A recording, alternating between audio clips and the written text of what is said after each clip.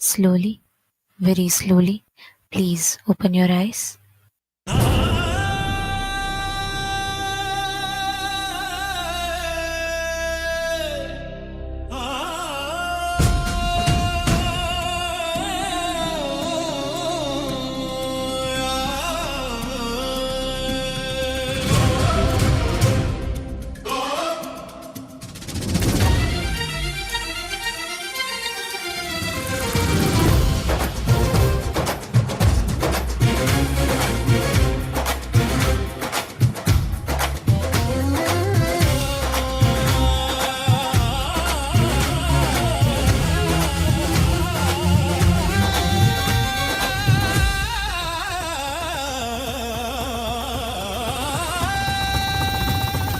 ಕರುಣೆಯನುದಿತವನೇ ಕೈಲೈ ಪಡಿತವನೇ ಕರುಮತೆ ಕರಿಪವನೇ ಕರುಣೆಯ ಜೊಲಿಪವನೇ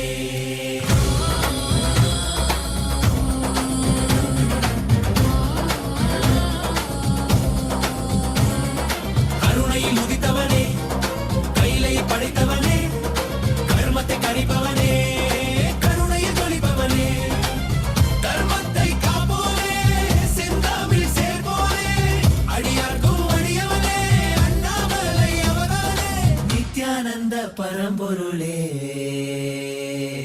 அவதார நாயகனே அவதார நாயகனே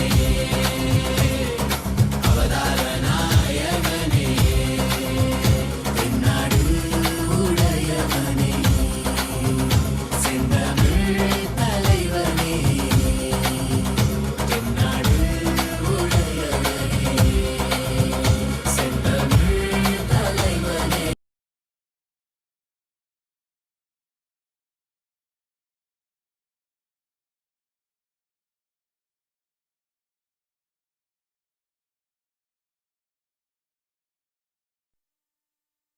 Nithyananda. Today, with the grace and blessings of the Supreme Pontiff of Hinduism, Bhagavan Shri Nithyananda Paramashivam, we are starting the 6th day celebrations of the Maha Paramashivaratri Brahmotsavam. The deities of Paramashiva, Paramashiva Shakti, Ganesha, Subramanya, Chandikeshwara, and the Supreme Pontiff of Hinduism, Bhagavan Shri Nithyananda Paramashivam, are gracing now in Sarvalankara, the grandest decoration in the Utsava Mandapam in Kailasa's temples around the world. Let us now offer puja to all the deities and the Supreme Pontiff of Hinduism, Bhagavan Shri Nithyananda Paramashivam, as the puja is an activity done by the brain to mirror the neurological activity of the higher vertical time zones. On the 6th day of the Maha Paramashivaratri Brahmotsavam, let us offer our devotion and love to Paramashiva along with the Shatmurtis and to the Supreme Pontiff of Hinduism, Bhagavan Shri Nithyananda Paramashivam.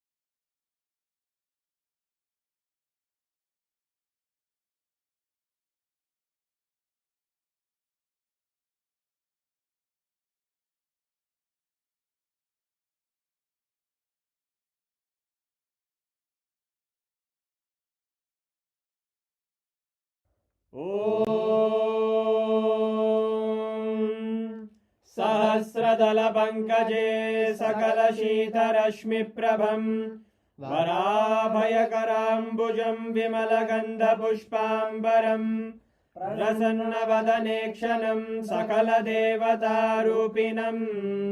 स्मरेत् शिरसि हंसकं तदभिधानपूर्वं कुरुम्. अथ धूपः ॐ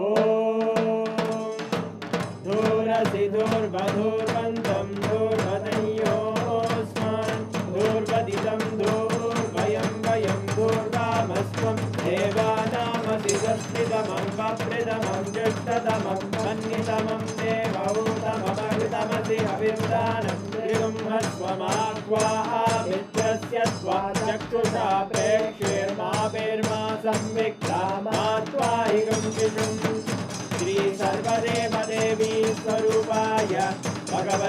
श्रीनित्यानन्द परमशिवाय नमः धूपमाग्रापयामि अथ दीपः ॐ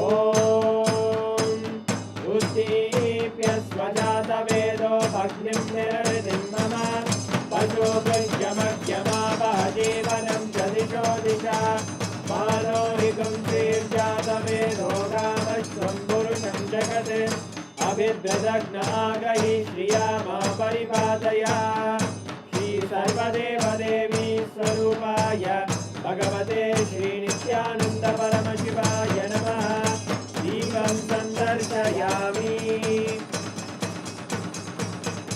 अथ नैवेद्यम् ॐ मधुवातारतायते मधुक्षरन्ति सिन्धवः माध्वीन सन्तोषधीः मधुरक्तमुदोषधि मधुमत्पार्थिव पुङ्गजः मधुद्योरस्तु नः पिता मधुमान्नो वनस्पतिर्मधुभागं अस्तु सूर्यः माध्वीर्गावो भवन्तु नः मधु मधु मधु श्री सर्वदेवदेवी स्वरूपाय भगवते श्रीनित्यानन्द परमशिवाय नमः नैवेद्यं निवेदयामि नैवेद्यानन्तरमाचमनं समर्पयामि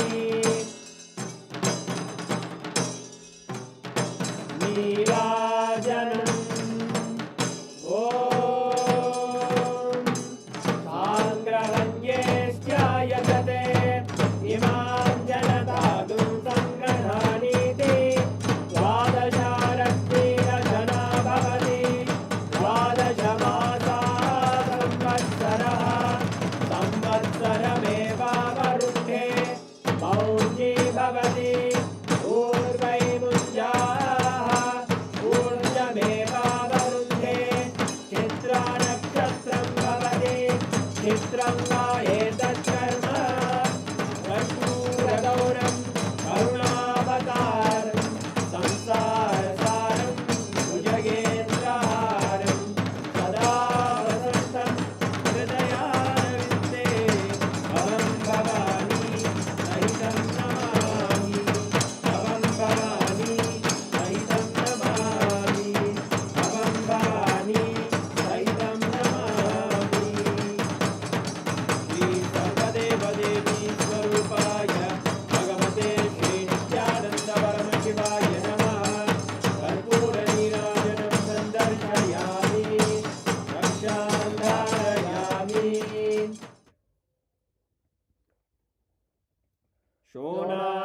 शोणाद्रीशावताराय ज्योतिस्तम्भस्वरूपिणे श्रीकैलासप्रधानाय नित्यानन्दाय मङ्गलम् तत्त्वज्ञानप्रदाताय नित्यानन्देश्वररूपिणे श्रीकैलासप्रधानाय नित्यानन्दाय मङ्गलम् मूलप्रकृतिरूपाय परमशिवशक्तिस्वरूपिणे श्रीकैलासप्रधानाय नित्यानन्दाय मङ्गलम् दण्डत्रिशूलहस्ताय कालकालस्वरूपिणे श्रीकैलासप्रधानाय नित्यानन्दाय मङ्गलम् आदिपूज्याय देवाय सकृत्पूर्णत्वरूपिणे श्रीकैलासप्रधानाय नित्यानन्दाय मङ्गलम् सर्वाभयविनाशकाय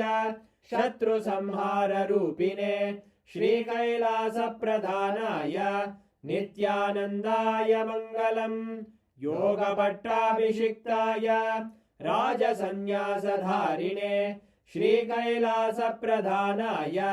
नित्यानन्दाय मङ्गलम् सार्वभौमैकपत्याय राजराजार्चिताय च श्रीकैलासप्रधानाय नित्यानन्दाय मङ्गलम् मङ्गलम् कल्पवृक्षाय मङ्गलम् ज्ञानदायिने परमशिवाय श्रीनित्यानन्देश्वराय मङ्गलम् मङ्गलम् श्रीविद्याम्बायै मङ्गलम् कामदायिन्यै सर्वमङ्गलदात्रे नित्यानन्देश्वर्ये मङ्गलम् मङ्गलं गुरुदेवाय मोक्षमूलाय मङ्गलम् परमावताराय नित्यानन्दाय गुरवे मङ्गलम् हरि ओम् तत्सत् सर्वं भगवत् श्री नित्यानन्द परमशिव पादुकार्पणमस्तु ॐ नित्यानन्दम्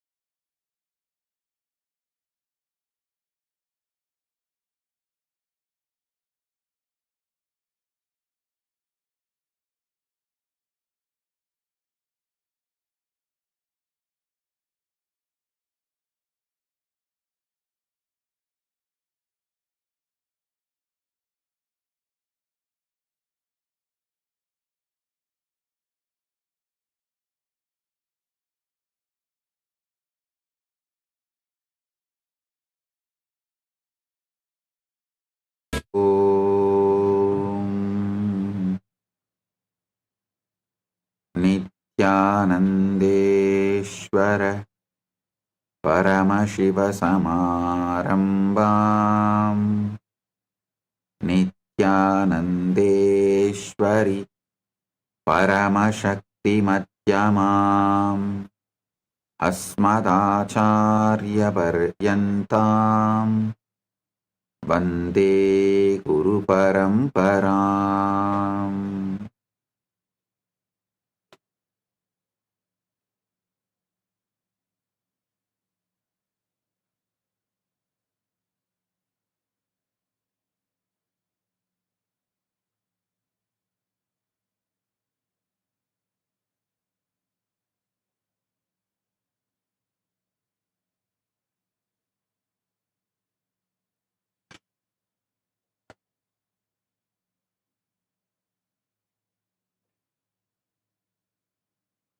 ॐ ॐ ॐ I welcome all of you with my love and blessings.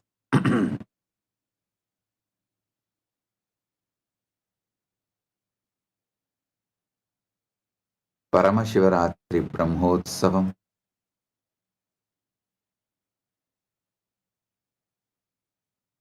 third day, quantum entanglement, quantum enlightenment,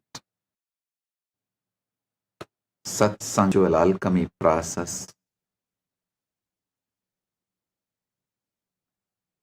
On this auspicious day, I welcome all of you with my love and respects. As the ultimate manifestation of the ultimate Paramashiva,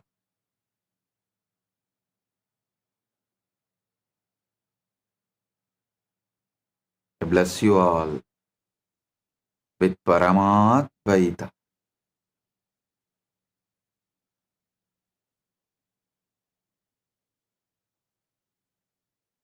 Every time you make the I am statement, it is forming the character you are playing in this world. If you say I am this body, I am this person, you are forming the character you are playing in this world. If you say I am the ultimate, Aham Param, you are manifesting that ultimate. If you say I am shy, I am body, I am mind, I am this, I am that, I am wealthy, I am rich, I am poor, all this, you will manifest that. Your choices are your command, and reality obeys that command. Say, I am confident, and though your knees tremble at first and your voice shakes, something within begins to rise. Your posture changes, your words find strength, and others begin to see you as declared, as you declared yourself to be. You are not fixed, you are a fluid shifting, responsive to the words you feed your mind.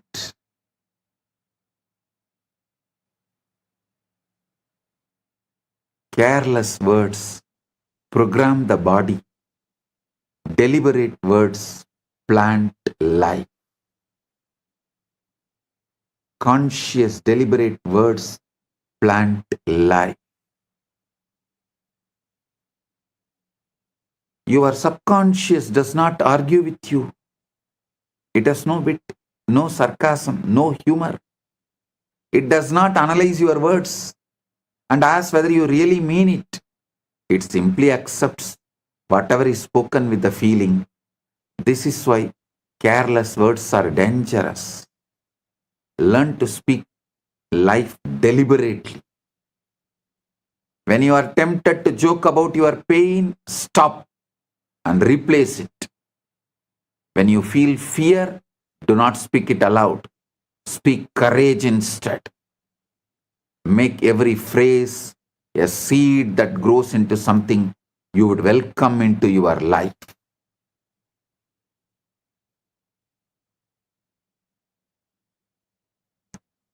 Early morning, when you are fresh, you are the sacred ground for sowing the right seeds. The first impressions are important.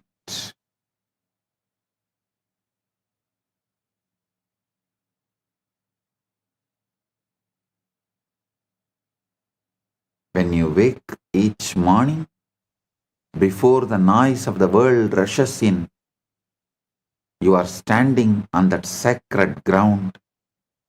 That first moment of the day is fertile soil, soft and ready to receive the seed. Speak your desires then as if they are already real. Purna. Say I am at peace. Say I am successful. Say I am loved and loving. I am surrounded by good. Do not wait for your circumstances to give you permission. Your circumstances are shaped by your words, not the other way around. When you begin each day by declaring what you wish to see, you set your inner compass throughout the day. That is why I insist on early morning yoga and puja. Because in yoga, you already declare all the right things you need to manifest. In puja, you already declare all the right things you are, so you will naturally manifest the right things. In yoga and puja, you already declare what you are, so naturally the right thing will manifest.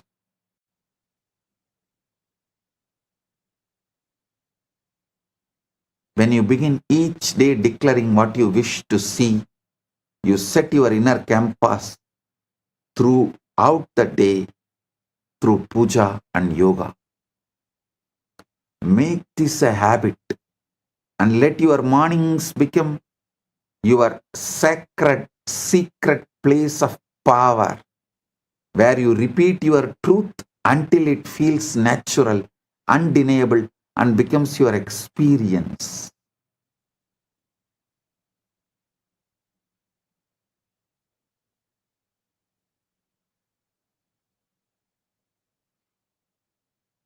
I tell you, my guru, Raghupati Yogi. Not only he was a great yogi, he was a great athlete.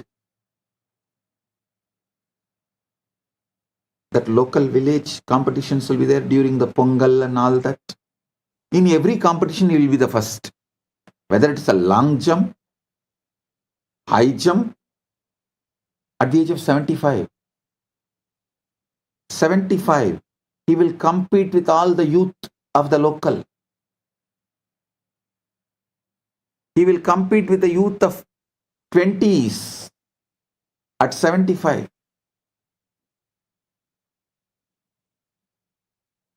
And he will say, because I rehearse, my body just obeys.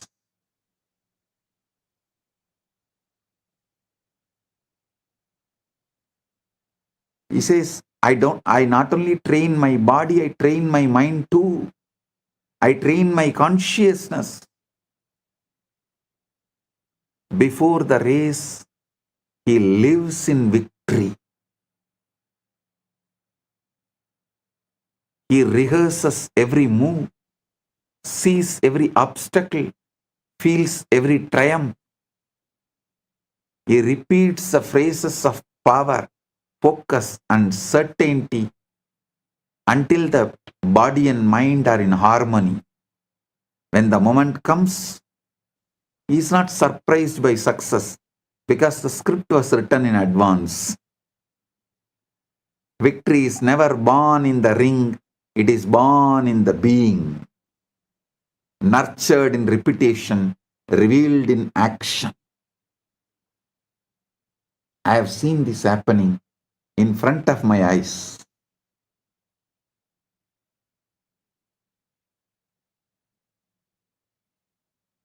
That is why Guru gives so much confidence.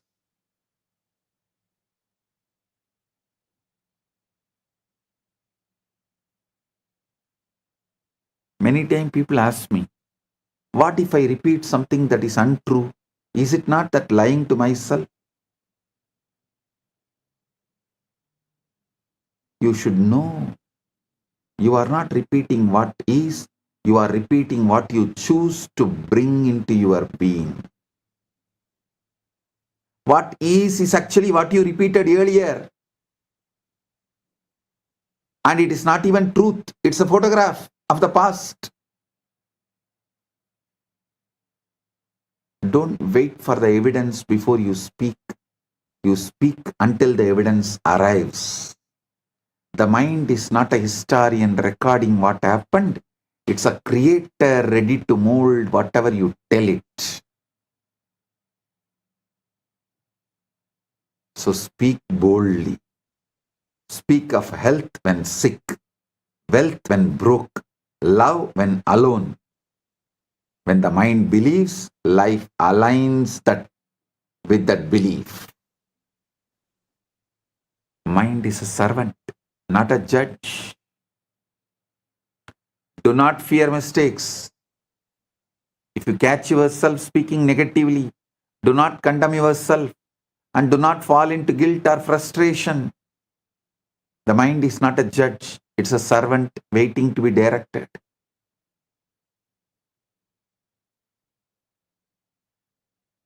Pause, breathe, and replace the negative phrase with one of the Satya Sankalpa, conscious intention and power.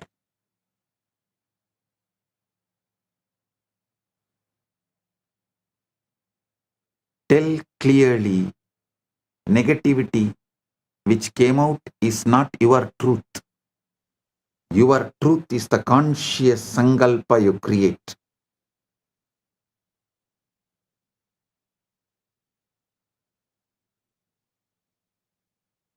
And affirm the reality you wish to create. Over time, the conscious deliberate correction becomes a habit and old repetitions fade, drowned out by the stronger declarations. Satya Sankalpa. The strongest voice is not public volume, It is the private persistence you repeat in the heart and mind.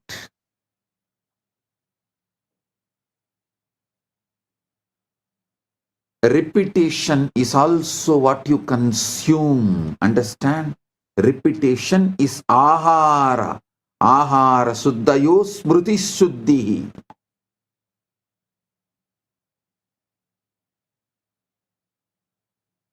Repetition is the ahara you consume. Be intentional about the words, images, and sounds you allow into your consciousness. Repetition is not limited to your own voice. The mind absorbs what you watch, what you read, and listen to, and these become repetitions in the soil of your inner world. If you fill the mind with fear, anger, or chaos, do not be surprised when these manifest. Stop watching news. News is generated, all media. The only aim is to plant, to put the seeds, to sow the seeds of fear, anger, chaos, turmoil, riot, to keep you always in fear. Media works overtime to keep you in turmoil and to make you believe you need a government for peaceful life. Whether ruling party or opposition party, both insist on brainwashing. You need a government to govern you and keep you peaceful. They do not let the indigenous peace, the indigenous life's peace exist. They do not want that indigenous, natural, peaceful existence. Because when the indigenous, natural, peaceful existence become lifestyle, you realize government is not needed.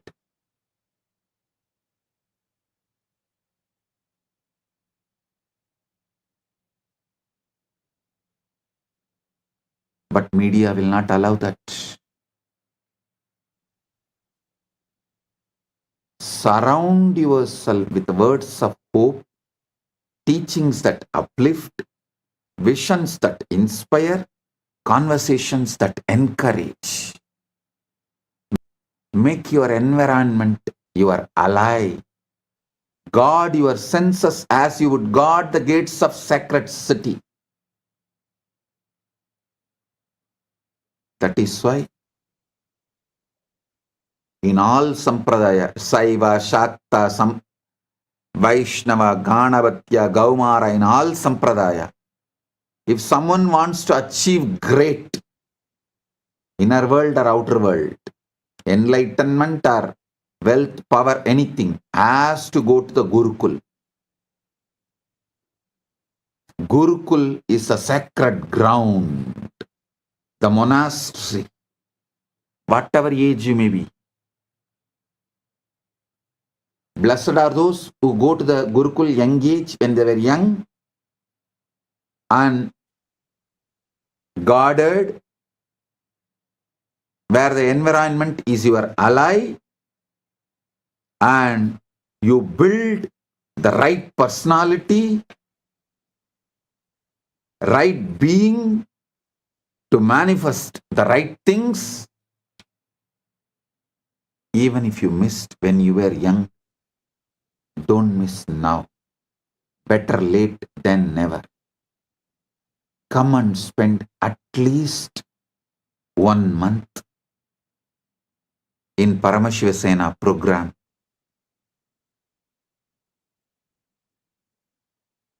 Build the right consciousness, state of being. Paramashiva's direct message from Maha Kailas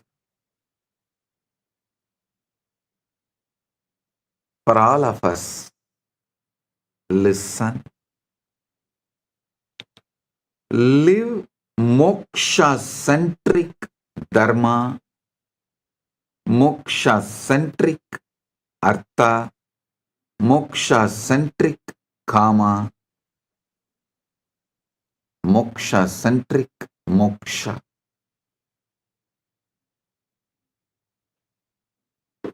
Listen carefully.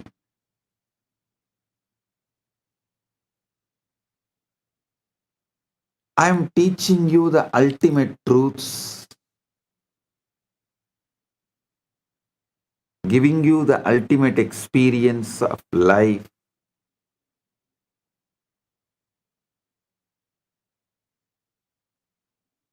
This whole Paramashivaratri is teaching you about how to use Ratri, night time,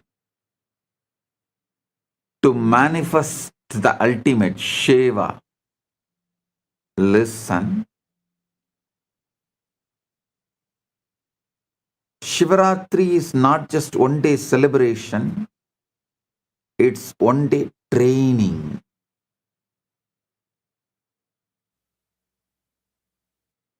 To make every night as Shiva's night.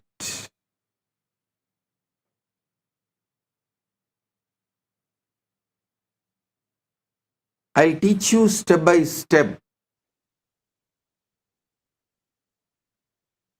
the Kailasa's culture, Kailasa's truths, Kailasa's space, Kailasa's revelation.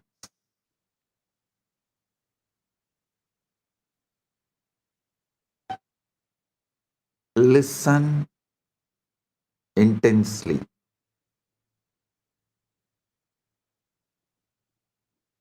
I want you to understand this whole truth,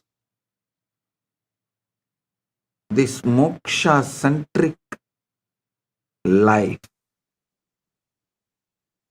Your whole life should become moksha-centric.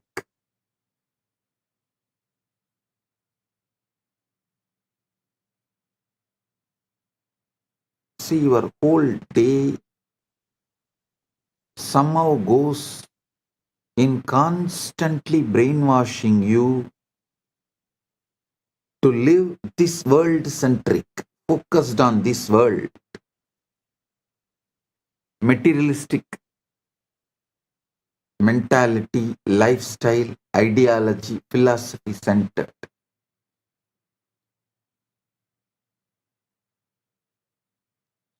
Materialistic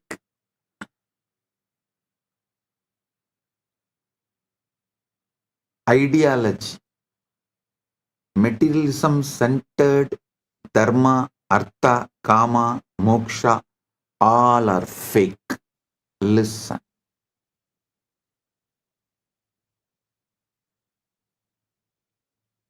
You should know the big difference between materialism and moksha-centric life. See, how the society teaches body-mind combo, and you need to work hard, earn this step by step. If you do that philosophy to dharma, artha, kama, moksha in all four, you will be a slave forever and failure forever.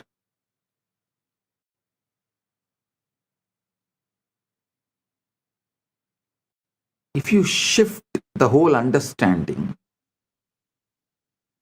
make it moksha-centric,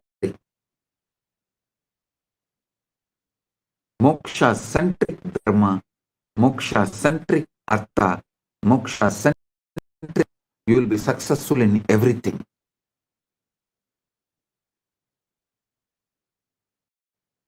The best time to do this shift is night time. Various reasons. I can give you 108 reasons. Because your daytime is already taken away. How much ever I may tell you, you will not be able to give your daytime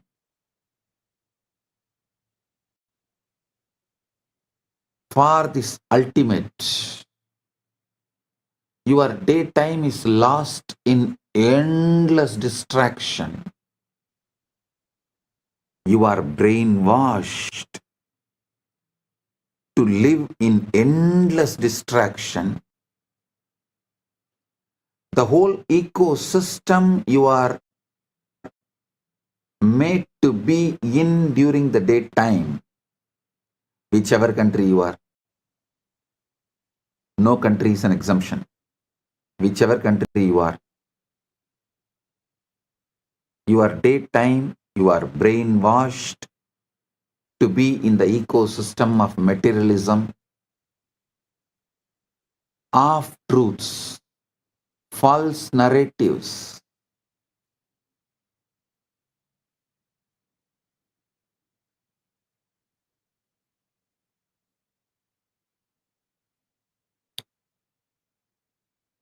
Your whole ecosystem makes you feel your actions and reaction towards your fear will bring you security. The endless distractions are the pleasure. How many fake narratives are peddled and you are brainwashed, and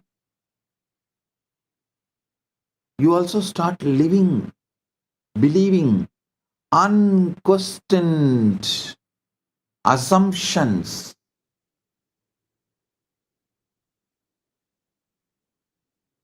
Such large blind spots, larger than the black hole. Like how the black hole sucks the whole planets into it. The blind spots you carry sucks your whole life into it.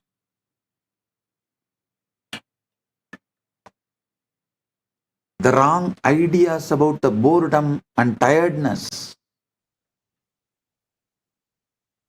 Wrong ideas about loneliness, love. Unquestioned assumptions lead to wrong lifestyle, food habits, addictions, and whatnot.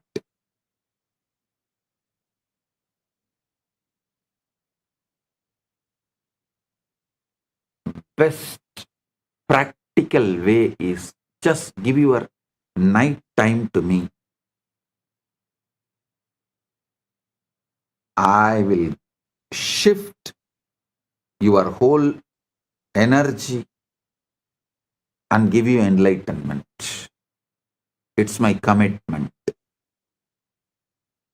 This whole Shivaratri is all about awakening you how to use the night to manifest oneness with Shiva.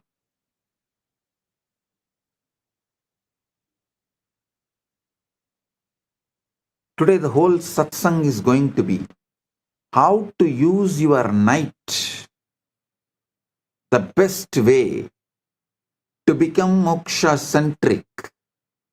Your whole brain, body, mind, consciousness, everything needs to be rewired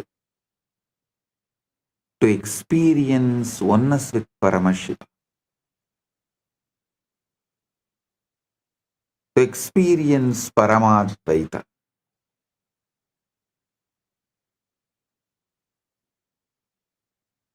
So I'll reveal these truths one by one. Listen intensely. Pradiratram mahatkum karma vishwasya kurvasi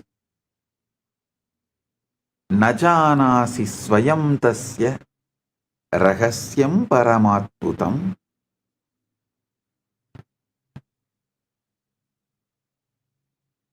nightly disappearance and mystery of sleep. Every night you perform the most mysterious act in the universe and you don't even realize it. You lie down, close your eyes, and then you vanish. Not your body, but you, the one who thinks, one who remembers about himself, worries, plans, remembers, lives, simply disappears. Here is what thinking, experiencing, being willingly steps into oblivion. See, we have become so accustomed to this nightly disappearance that we have stopped noticing how absolutely extraordinary it is. Your thoughts stop, your sense of time evaporates, your precious identity, all those opinions, memories, and concerns you clutch so tightly simply dissolves.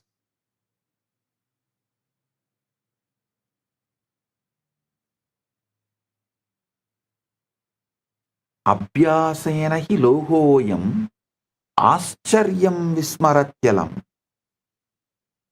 न विचारो न कालोत्र न अहंकार प्रपंचना स्मृत्यः कल्पनाश्चैव सर्वं तत्र विलीयते तथापि किंचिदस्त्यत्वय. Describing what happens to your night.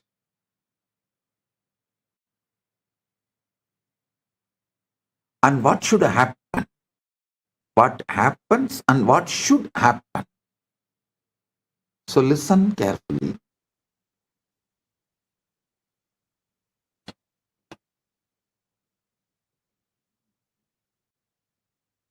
Your precious identity, all those opinions, memories, and concerns you clutch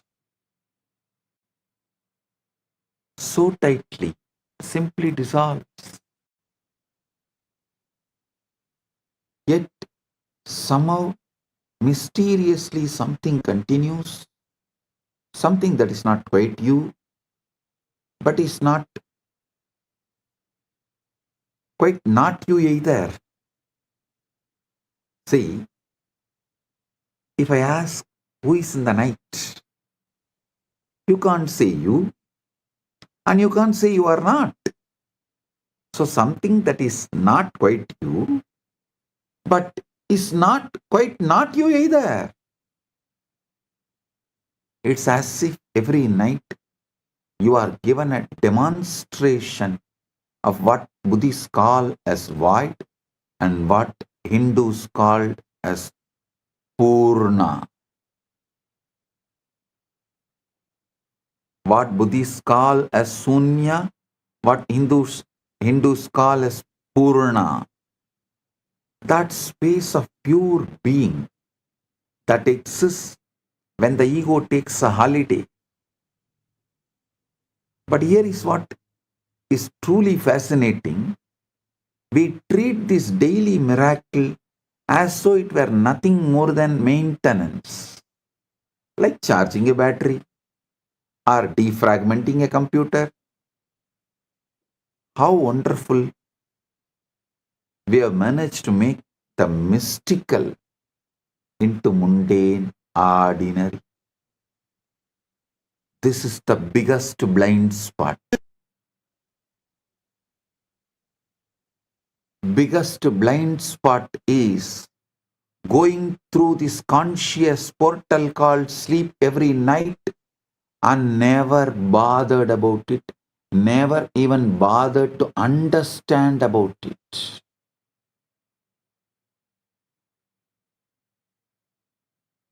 Ratri Suktam. In Veda we have a chapter called Ratri Suktam. This whole today's satsang is the Bhashyan Ratri Suktam. That's the truth. I'm giving you the Bhashyan Ratri Suktam, revealing you the deeper secrets.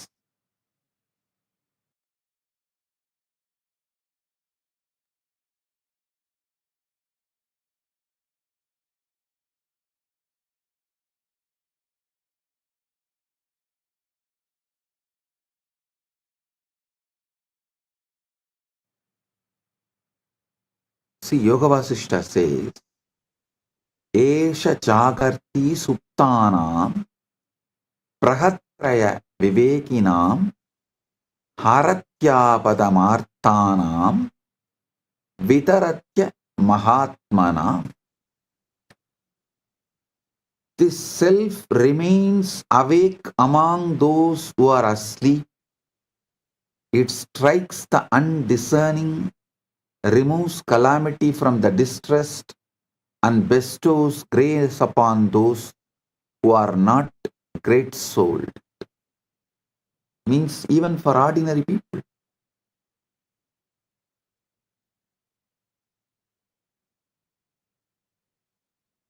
Listen.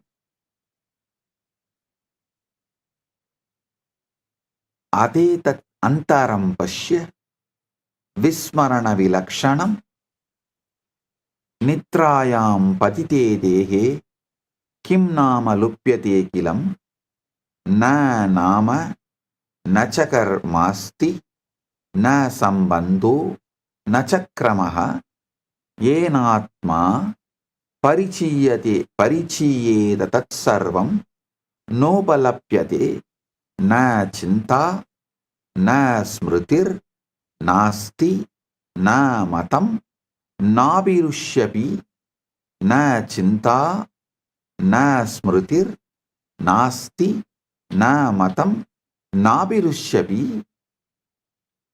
य पुमान् दिवसे एषः स रात्रौ न प्रवर्तते सर्वस्मृति विनाशोऽयं पूर्णो विस्मरणात्मकः न तत्र मरणबुद्धिः न शोकः न विलापनं कस्मात् तत्र न शोकः स्यात् नासितो य शुचिर्भवेत् योचिता सोचिता स्वयमेवात्र निद्रयालयमागतः अहो विरोधमाधुर्यं नित्यं दर्शयसि स्वयं स्वभावेन विना जीवः सुखमेव प्रवर्तते.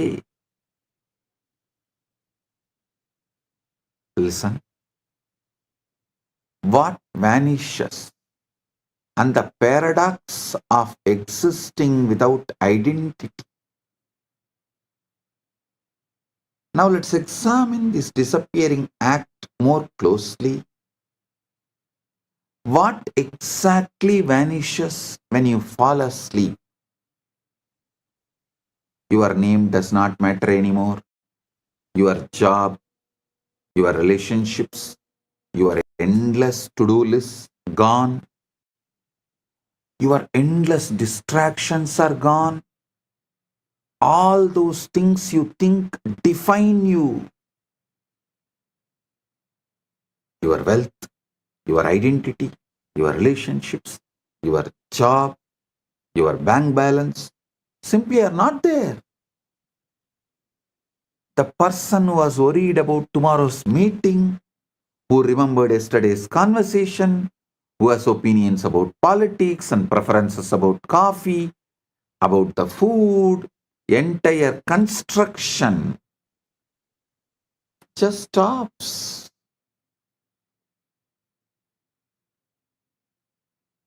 It's a most complete forgetting imaginable, possible, and yet, curiously, you don't experience this as a loss or a death.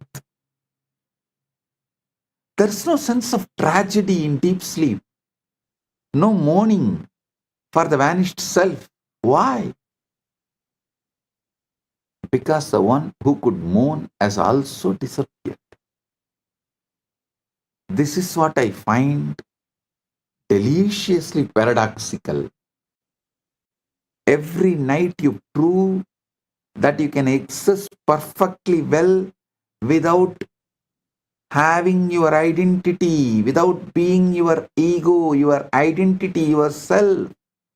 In fact, you might say you exist more purely, more essentially when all psychological furniture has been cleared away. Yada sarvobadinam nirase sadi samstitihi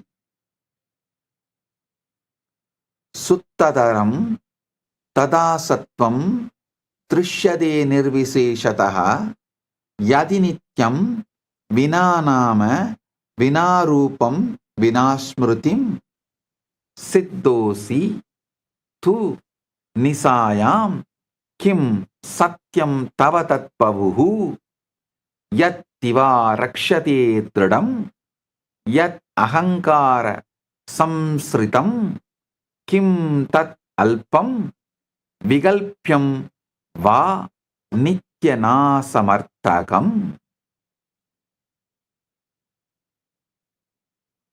See, here is an uncomfortable question this raises. If you can be so completely without your identity every single night, what does that tell about the reality of this identity you defend so fiercely during the day? Is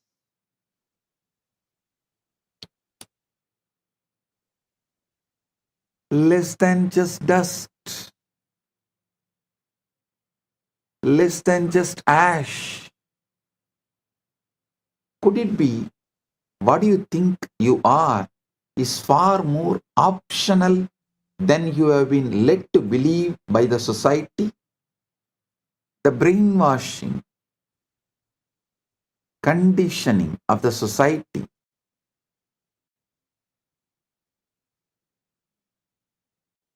has led you to believe many wrong things about everything, including about you. Listen, this is what I find deliciously paradoxical.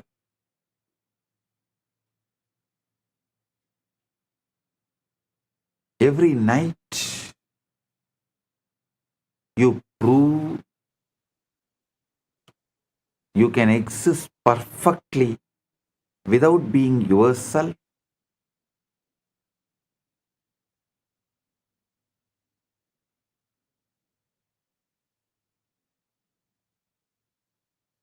So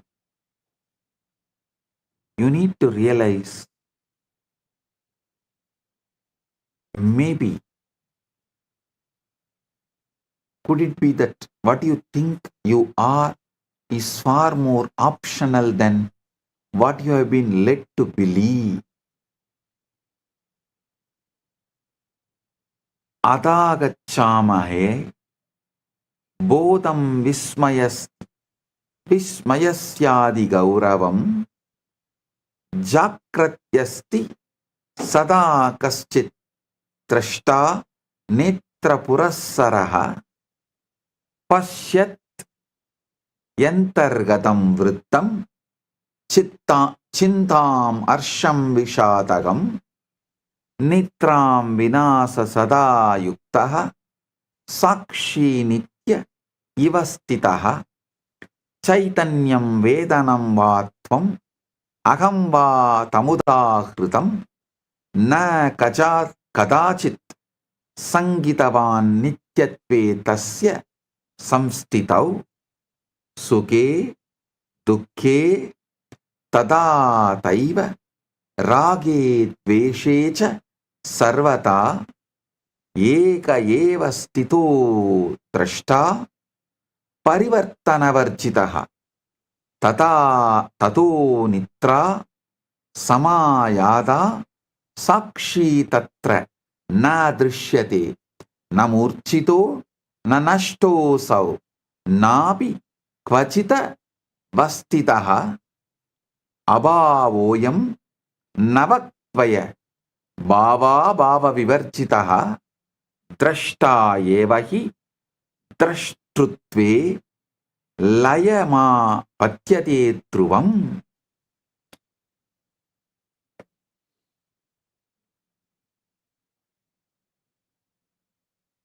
Watcher dissolves into the watching. Observer dissolves into observing. Now we arrive at something truly puzzling.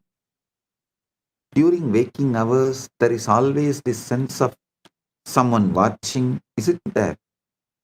An observer behind your eyes, a witness to your thoughts, a constant companion who never seems to sleep.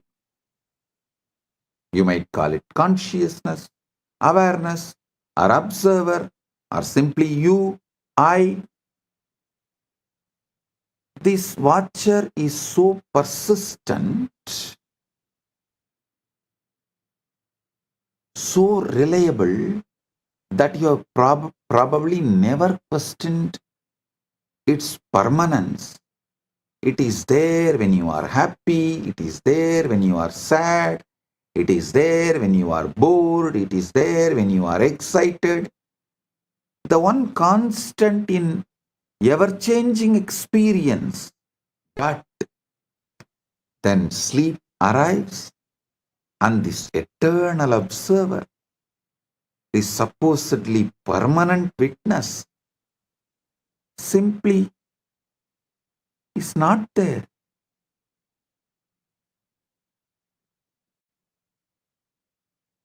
That would imply something is there to be unconscious but not absent.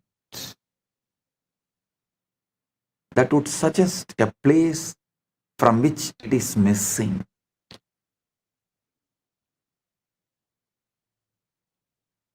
Kimediti pruchandi chetanaya swabhavataha krantikari bhavedartaha bodhasyasya vicharane na drashtatvam yata manye stiro मूलः सनातनः आविर्भाव क्षणिकस्त्वेष तरंग इव वारितौ यथा निद्रा समायादि तरंगोलयं मृच्छति अप्तिष्ठति नित्यं तु स न पूर्णकः. See, it's more mysterious than that.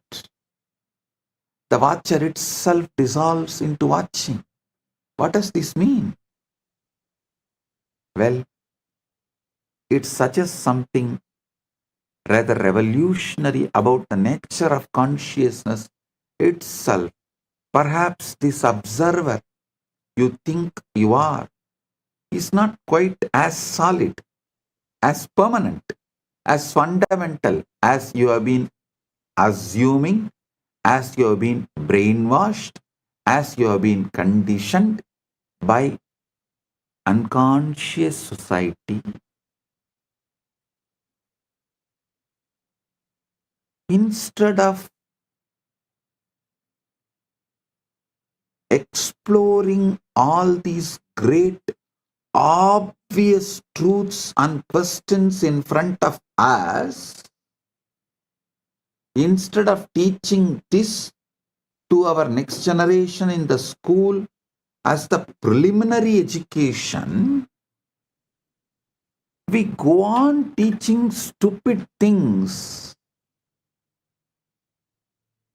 especially things which is never going to be useful in our day-to-day life, which has no meaning or relevance for our living.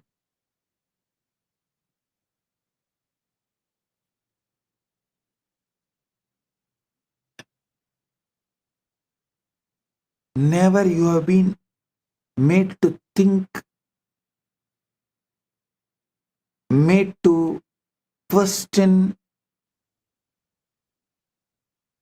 about your identity or consciousness. Maybe the consciousness is not something you have, but something you temporarily appear in, like a wave appearing in ocean. Perhaps the observer you think you are is not quite as solid, as a permanent, as fundamental as you've been assuming. When sleep comes, the wave subsides back into the ocean. But the ocean itself, that remains. The question is, what is this ocean? Is less than or greater than?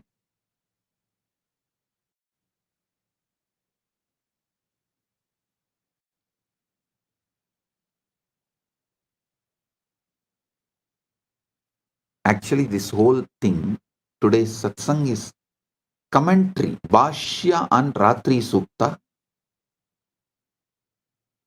deeper revelations from Ratri Sukta.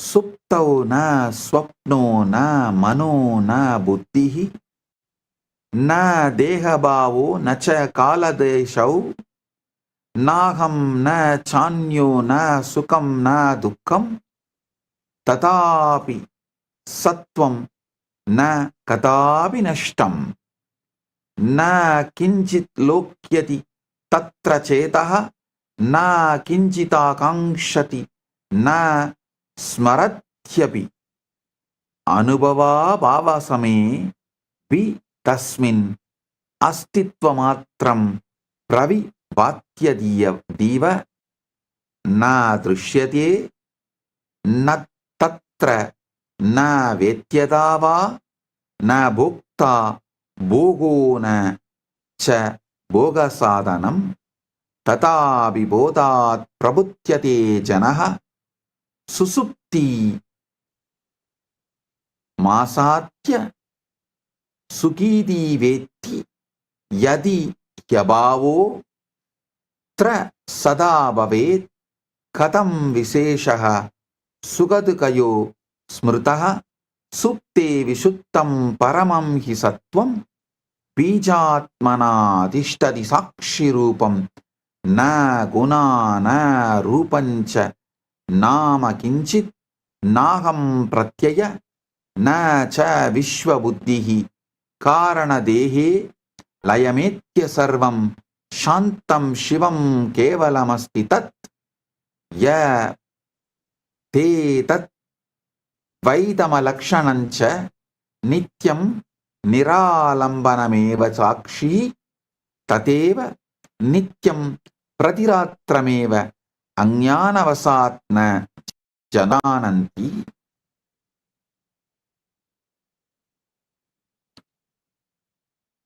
Listen, it gets even more mysterious, because sometimes in the state where you have supposedly vanished, the most extraordinary theatre production begins. Dreams. Now here is what should absolutely baffle you. If you are unconscious, if the self has dissolved, who exactly is creating these elaborate dreams? Who is writing the script? Who is casting the characters? Who is designing the sets? And most mysteriously of all, who is watching the show? In your dreams, you meet people you have never seen. You visit places that don't exist. You have conversations you would have never had. The creativity is astounding. The detail is remarkable. The dreaming mind constructs entire worlds complete with the physics, relationships, the storylines that can be more compelling than any Hollywood production. But the dreamer, the one who would normally take credit for such creativity, is supposedly absent. It's as though Shakespeare plays were being written by someone who had completely forgotten they were Shakespeare. And here is the most fascinating part. In the dream, you believe it is all real. You are convinced that dream you is real you. The dream world is real world. The illusion is perfect until you wake up. Now this should make you pause. If consciousness can create such convincing realities while you are absent, what makes you so certain that this waking reality is not just another kind of dream, perhaps one being dreamed by something far more vaster than your individual mind?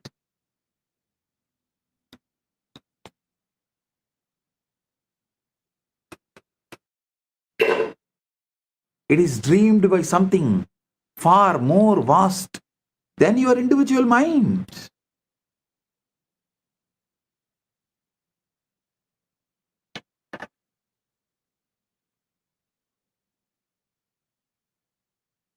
Sushupti sapara avastha yatra swapno vidyade tatra kinchitapi nastiti pradibadi vilakshana na tatra chinta na mano na buddhihi na sparsha rupam na rasapravaha na kalavoto na tisham vikalpaha naham na chanya praviliyate tat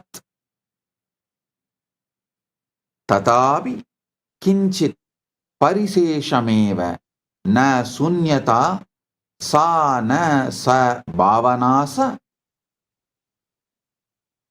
prabodha kale sugamitye ityavetti supto hamasam sugamityanubhuyate yatihya bhavaha kalu kevalam syat na beda bodha sugadukayoho syat sushupti kale visatam hi sattvam sakshitvamatreena swayam prakasate na anubhavotra na chanubhoktoha na gneyavastu na cha etah अस्तित्वमात्रं निरुपाधि शांतं अनुभवा भाव समेवि संतातम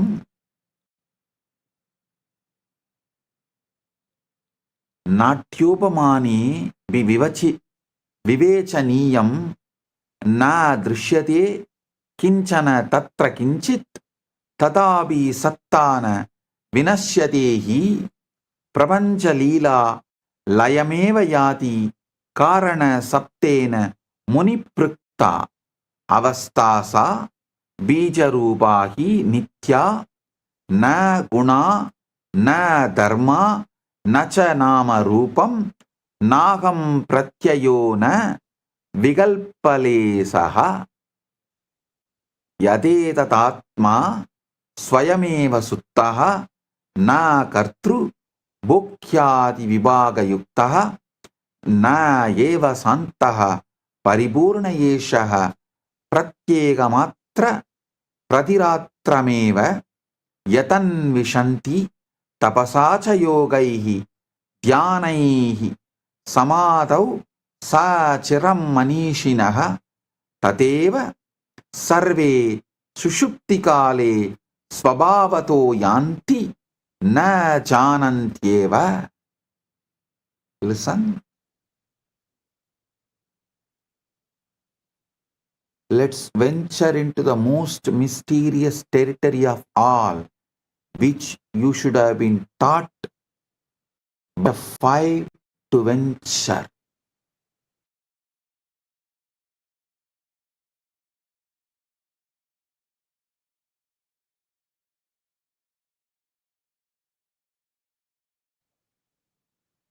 By the age of 5, you know the difference between deep sleep, dreaming, and waking state. Till the age of 3, you don't know the difference clearly. That is why many times, even after eating fully,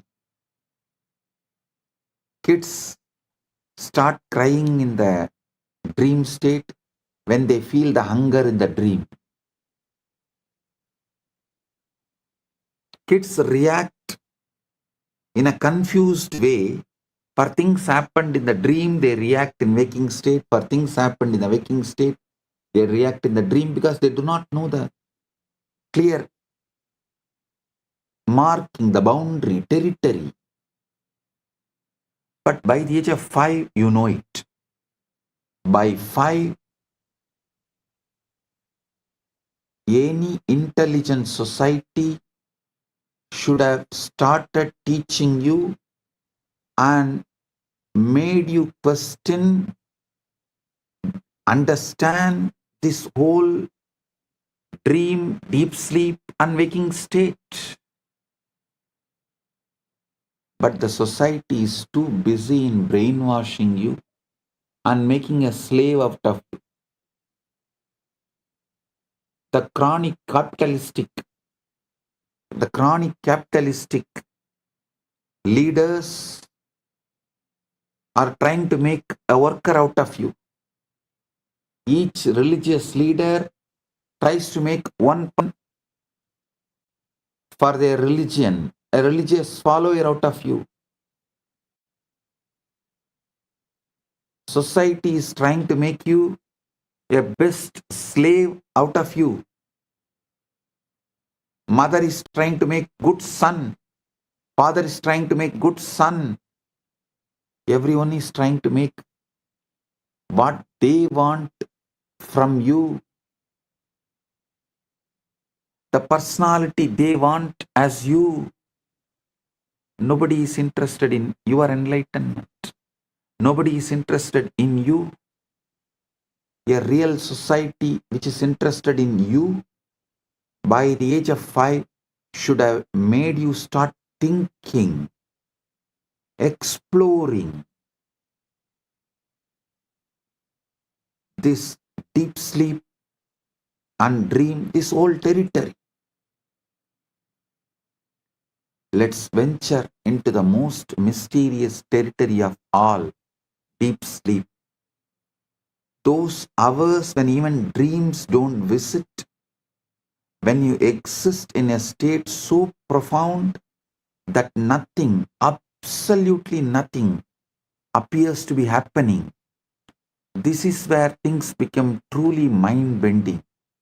In deep sleep, there are no thoughts, no sensations, no experiences of any kind, no time, no space, no self, no other. And yet something is there. How do I know? Because you wake up fresh, refreshed. Because you know you have slept well. Because there's a clear difference between 8 hours of deep sleep and 8 hours of tossing and turning. If there was truly nothing there, how could there be any qualitative difference at all? This is what I call the deep sleep paradox. Pure being without any content whatsoever. Existence without experience. It's like a theater with the lights off, the audience gone, the actors departed, yet somehow mysteriously the show goes on. The mystics have a word for this state. They call it Karanasarira, causal body. Karanasarira, the most fundamental level of your being.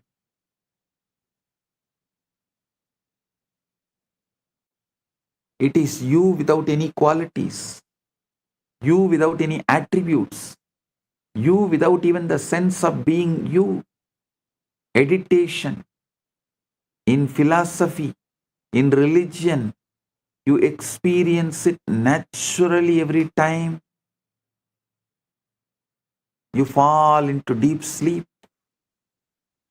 The cosmic joke is that enlightenment puts you to sleep.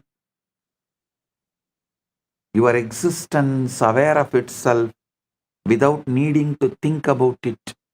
What is shocking is that you visit this state of perfect peace, perfect wholeness, perfect being every single night, the very thing you are searching for in.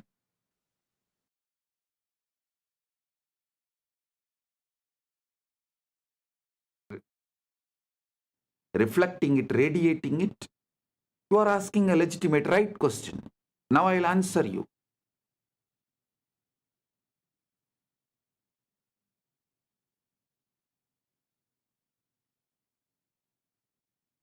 From yesterday, I'm explaining so many different points,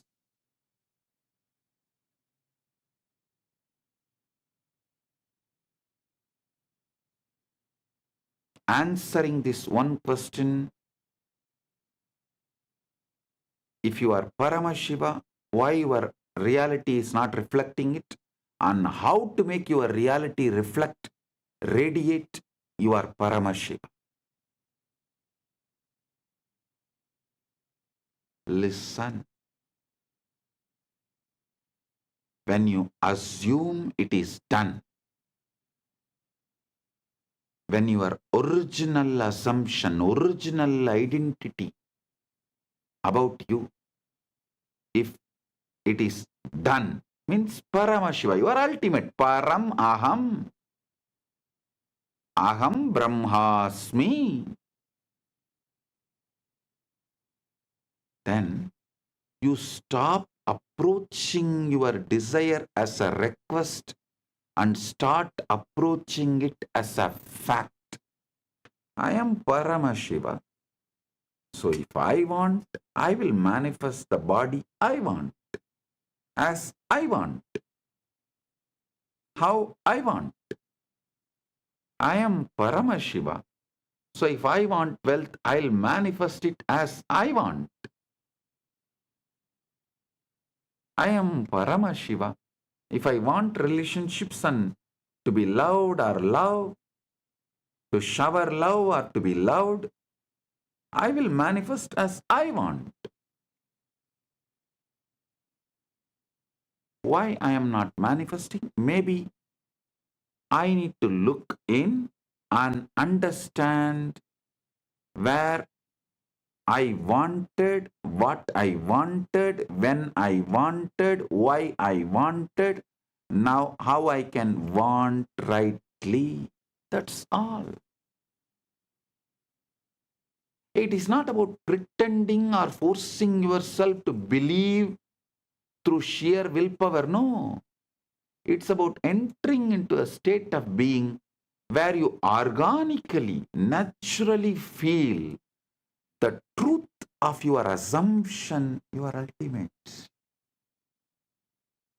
How can you be anything else? Hey, Paramashiva is not cheap to produce, create something less than him.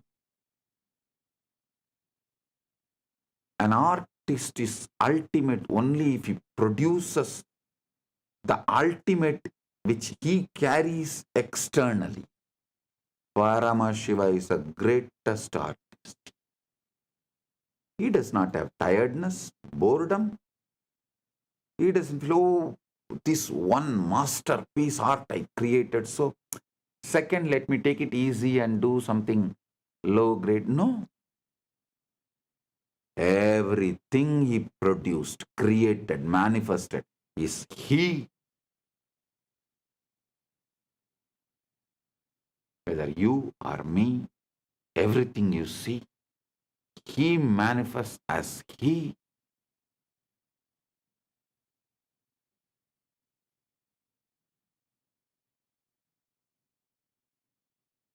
Just organically understand the facts I am presenting, you will see the truth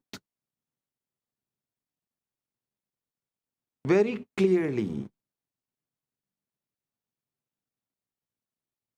The truth I am revealing about your original assumption. Your original assumption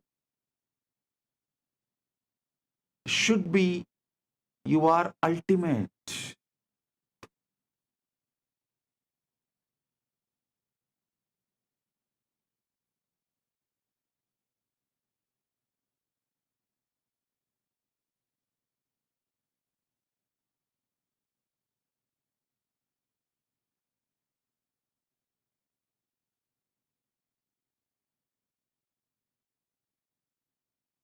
You do this by asking yourself, if I already had it, how would I think? How would I walk? How would I speak to others? How would I treat myself? Listen. Listen to bring the right ultimate assumption. I should say, even the word ultimate looks little remote. So I will use the word right assumption right now. Right original assumption you need to carry is, yes, I am already Paramashiva. I am Paramashiva. All I want, I have. The wealth, health, relationships, bliss, inner knowledge, powers, everything I have. How I would think, how I would walk, how I would speak to others, how I would speak to myself, how I would treat myself, how I would treat others. Just sit and drown yourself into that Icha Shakti, Manasarovar Manonmani. This is the Manasarovar bath, Manasarovar Snan.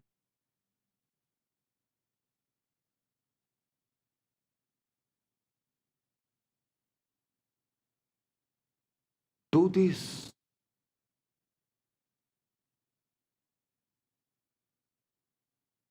Best time to do this is night when you go to bed.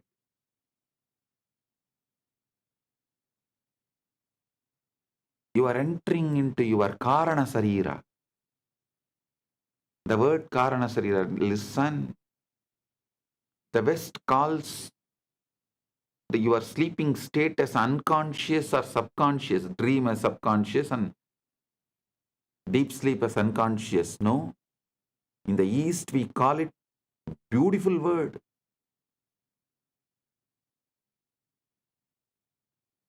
Deep sleep, we call it as Karana Sarira.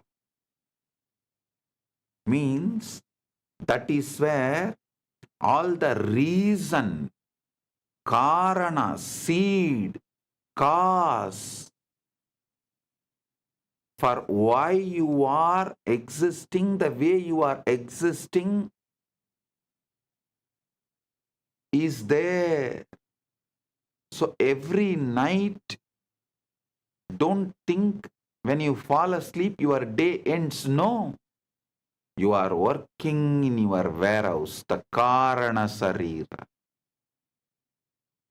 Your cause. All the reasons, causes of why you are, who you are, what you are falling into that.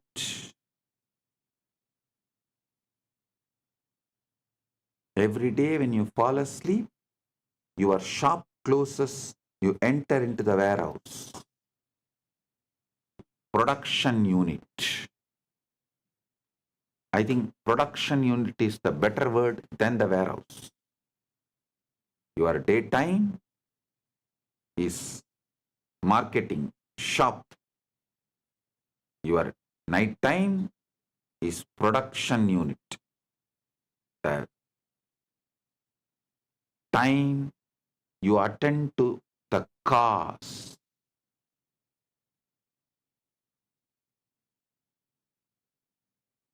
Every night when you enter into that Karana Sarira,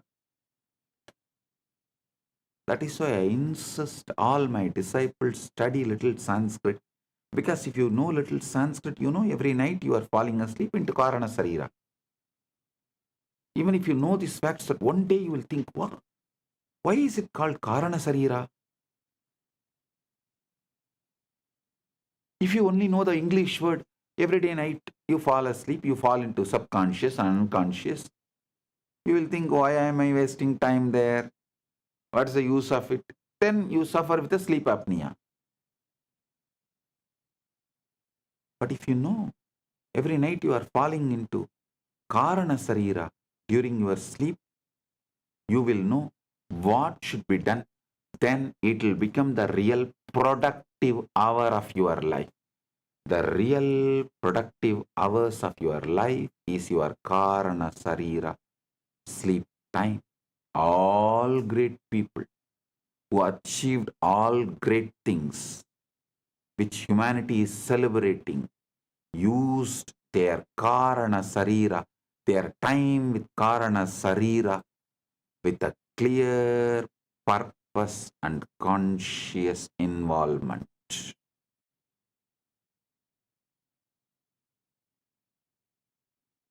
Mediocre people fall asleep. Great people use night time, your sleeping time, to be in the Karana Sarira and generate, manifest what they want as life. That is why not only Krishna, all spiritual scriptures of Sanatana Hindu Dharma says, yogi does not sleep in the night.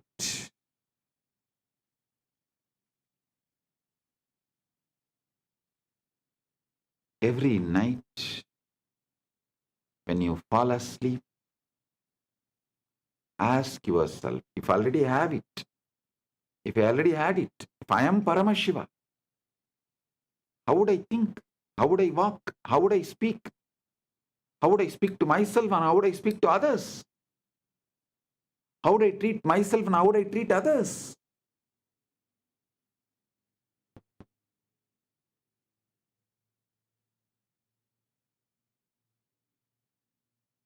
Visualize, think, plan how you will manifest when you fall asleep, when you go through the Manasarovar Snan, Manon Mani, Karana Sarira. When you wake up, manifest it, live it, stand tall as Kailasa. Kailasa is your waking state. Manasarovar is your deep sleep.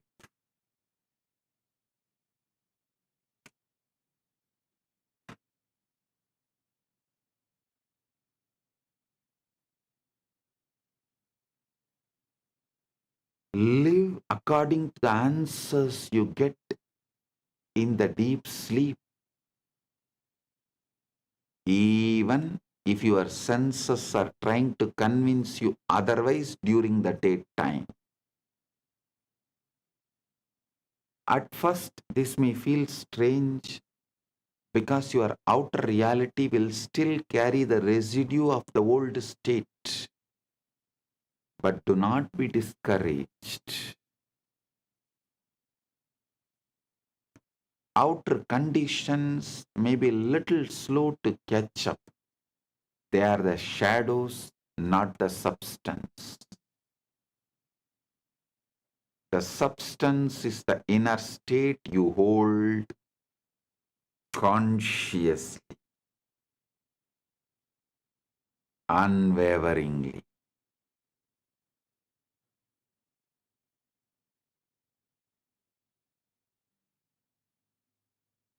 Your mind is the director. The world is the stage. The moment you accept the role of Paramashiva inwardly, the scene begins to change outwardly. Hey, listen.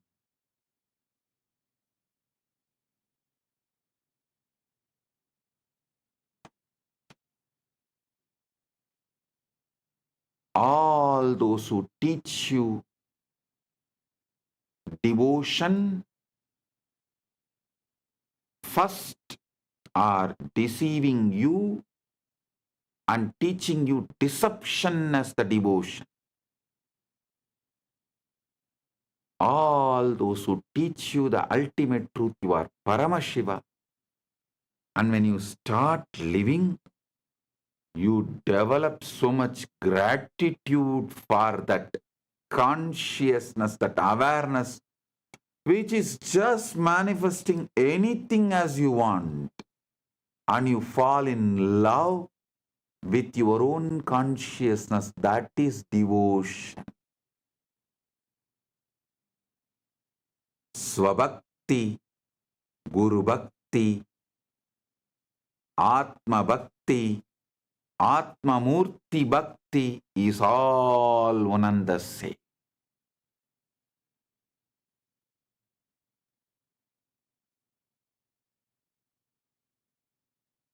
You fall in love with your consciousness, which is just manifesting anything you want as you want. So simple, so wonderful, just like wow. So wonderful, so beautiful, just like wow. When you get this feeling, the love you experience, the gratitude you experience, the love which flows out of this gratitude is devotion. That will flow, overflow through towards your own consciousness, your own Guru, your own Paramashiva. Mannata Shri Jagannatho, Madguru Shri Jagadguru, Mamatma Sarvabhutatma.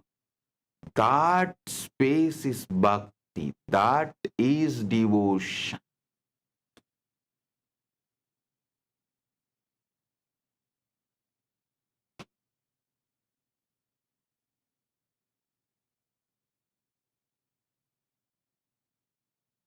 Do not wait for the circumstances to give you permission to feel successful, happy, loved, or abundant.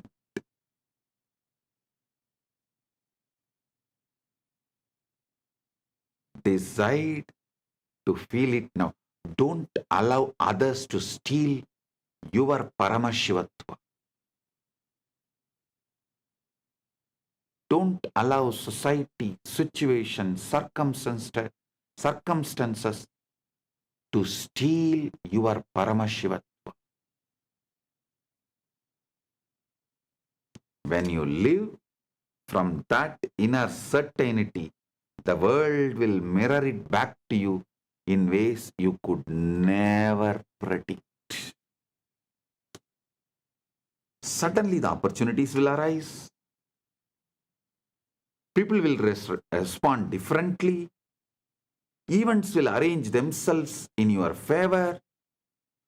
You will no more have tiredness, early morning, or boredom to do yoga or gym, or attachment to the addictive food, the unhealthy food. Suddenly all of that will disappear. The right things will start raising. It's like a screen opening. Not because you forced them, but because you aligned with original right version of you who already lives in that reality. Listen, there are parallel universes. In one universe, you are living as Paramashiva. In one universe, you are living as a human. In one universe, you are living in hell as a devil.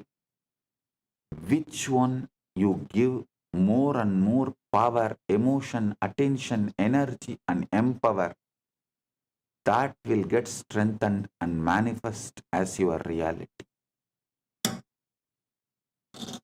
I will reveal about the parallel universes. That is not lokas. Be very clear. Lokas are different from parallel universes. Vertical time zone is different. Lokas are different. Parallel universes are different. All the three meets, crisscrosses. The junction for all three is Buloka. You see, parallel, see, like the vertical time zones are airport network, the flight network.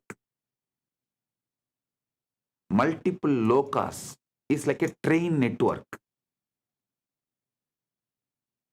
The parallel universes are like a bus network, road network. All three meets on planet Earth.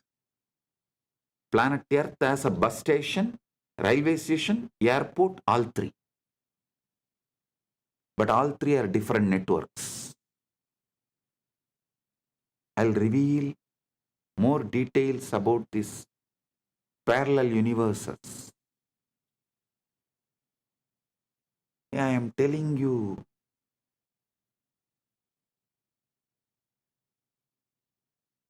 how many of you have seen that Interstellar movie? How that guy comes back and tells the daughter, don't allow me to go, don't allow me to go, somehow stop me. Same way I am telling you. Don't assume you are a body-mind combo. Don't assume you are a body-mind combo. You are Paramashiva.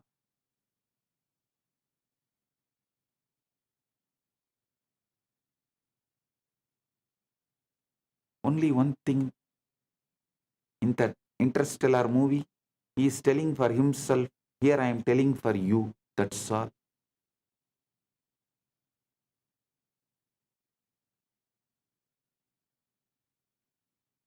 Actually, right now, one version of you is living as Paramashiva in Maha Kailasa. Just give attention to it, you will manifest it. That's all.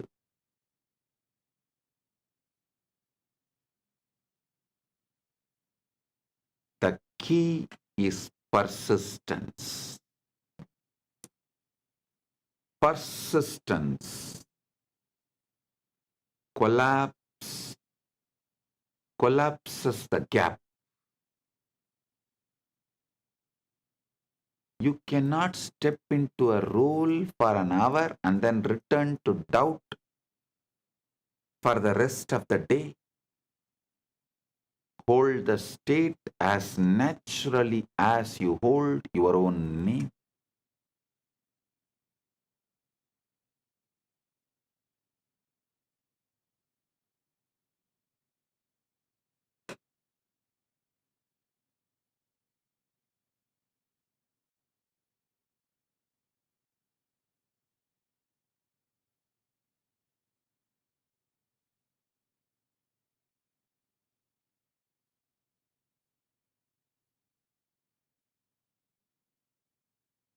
Hold the state as naturally as you hold your own name.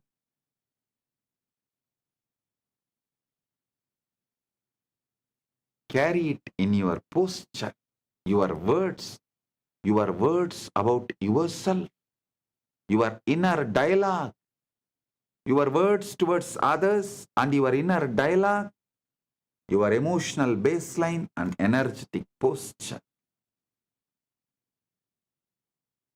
Carry it. If you fall into the old patterns, gently return to this energetic posture of you are Paramashiva. Your wishes are already fulfilled. You are the Kalpataru. Not only fulfilled for yourself, you are powerful to fulfill for others.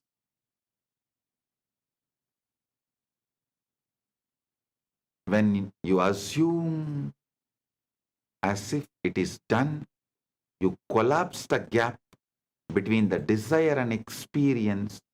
You just manifest your experience, your existence in Maha Kailasa's Paramashiva.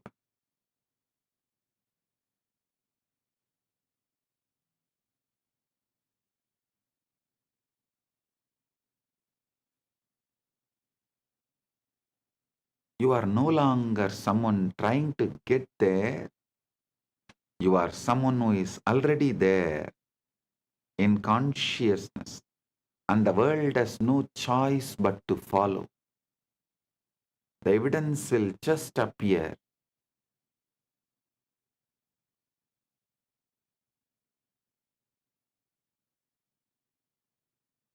It may take little time,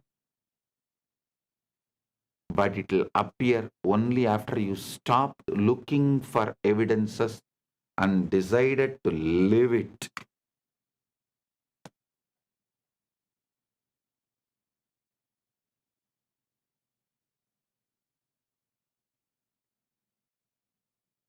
Continuously I get questions. Oh, Swamiji, that guru tells like this guru tells like this, that guru tells we are all servants of this God, are devotees of this God. Okay, I am telling you, you practice that guru, then after your death or when you get the experience, you will live as a servant of that guru or that God in their world.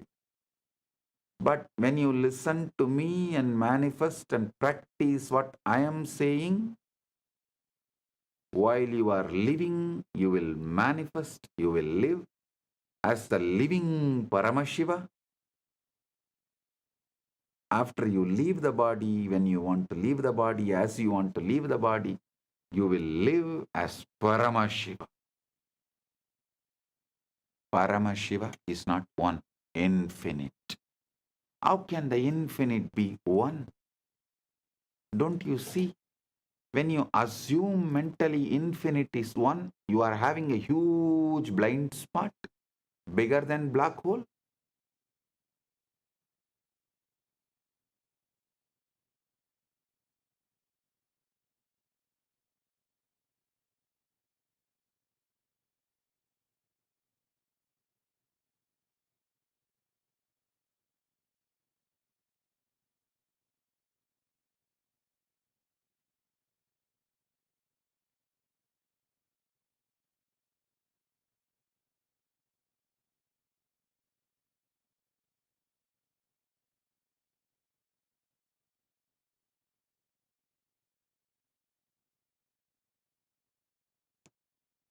There will always be voices, some from others, some from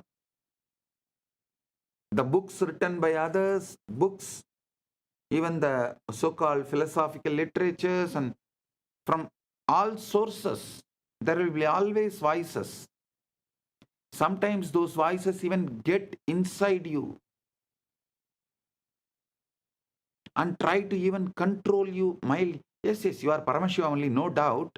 But this much is possible for you, and these are all not possible for you. And your mind will even try to tease, oh, if you think you are a Paramashiva, you already achieved Paramashiva, why don't you just grow 25 heads overnight? Listen. Listen.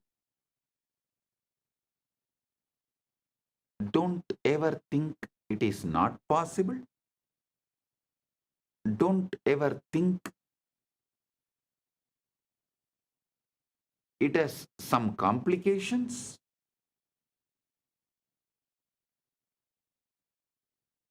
Just decide, I already have, 25 words, and I am living as Paramashiva in Maha Kailasa, and I am manifesting that in this body, whatever I want to manifest right now, let me start manifesting. When I really want to manifest, or when I need 25 words, I will show that. I will manifest that.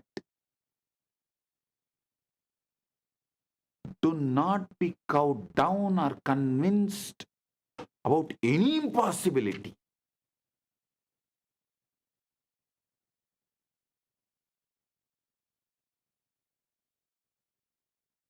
The outer voices will measure your potential by your current situation, by your past failures, and by their own limited vision.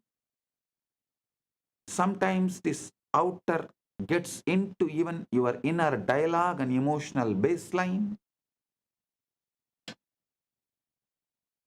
If the outer voices, the negative destroying voices enters into your inner dialogue, that is like a skin disease. If it enters into your emotional baseline, that is like a heart problem. If it enters into your energetic posture, that is cancer. Don't allow in all three levels. Don't allow in all three levels.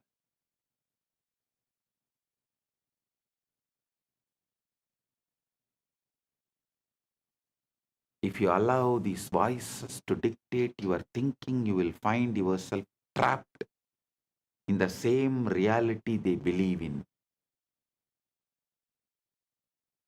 The truth is, those outer opinions and visible circumstances are powerless unless you give them the power through your attention and acceptance and letting them inside your inner dialogue and emotional baseline and energetic posture. See, a thief, a robber, a murderer can come and kill you only if you allow him to inside your house.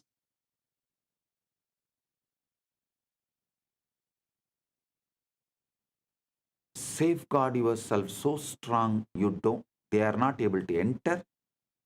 Be aware they don't sneak in the form of guest. Neither knowingly nor unknowingly they should be able to enter. Neither you should allow them knowingly nor you should allow them unknowingly. Only when you allow them, they have power. As long as they are outside your house, they don't have power. Outer voices often comes disguised as a common sense, practical advice, just being realistic, good old aunties and uncles. But what it is really doing is binding you to the known and the visible,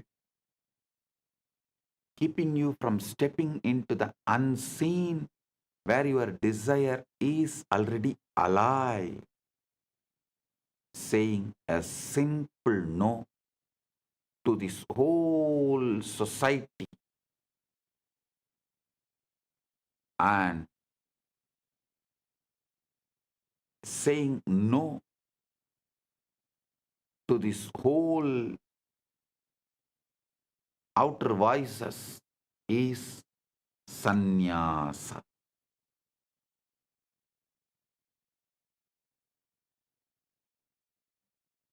That is becoming Kailasavasi.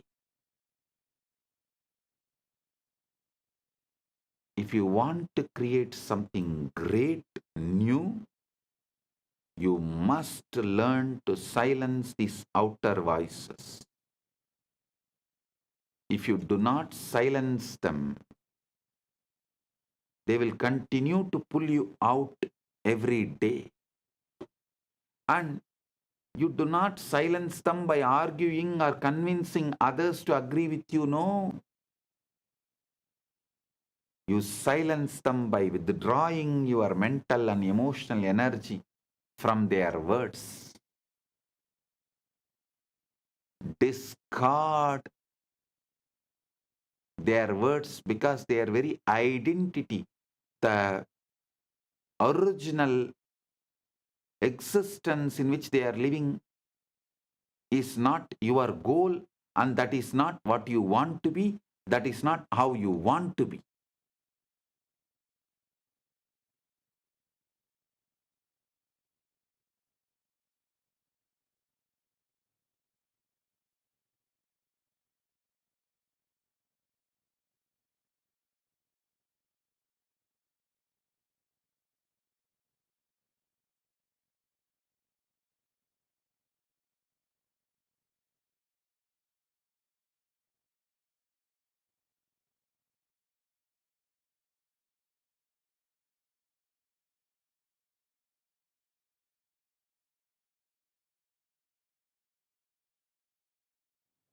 You do not need,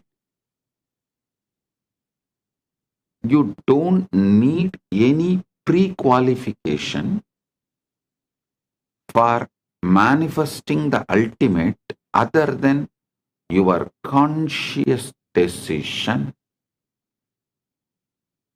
your will. That's all. Listen.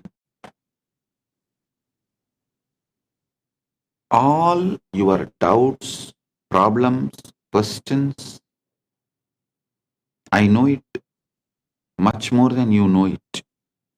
You know only how you perceive the doubts in your mind, but I know even the roots from where it has come.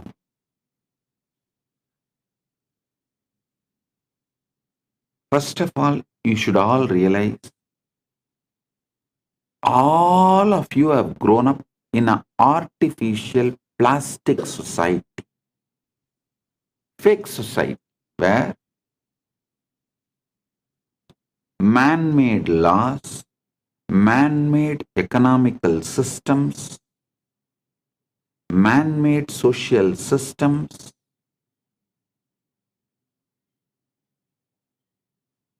with large blind spots and exploitative motive,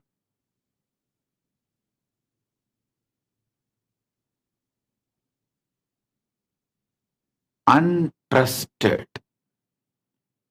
With that kind of a structure, you all have grown up so naturally, whether your family or a school, your college, your team, everything teaches you a false idea. Outside first, inside next. Means you have to work hard to get something, earn something, gain something. Then you will be happy inside. Listen. This is not the organic, natural law of life. Listen. That is why even now, all middle class level success, mediocre level success,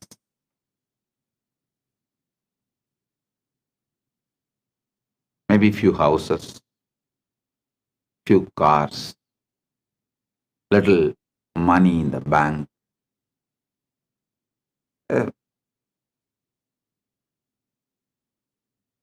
career, successful career.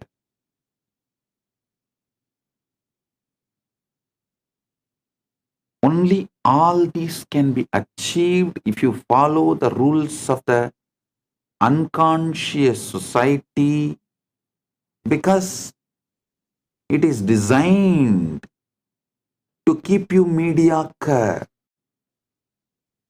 It is designed for mass. Don't follow the mass. Many times in the mass, M is silent.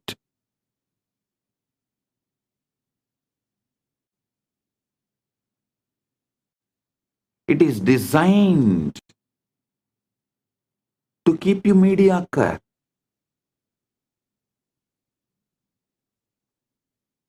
This is the knowledge for generalized. See, the moment you generalize,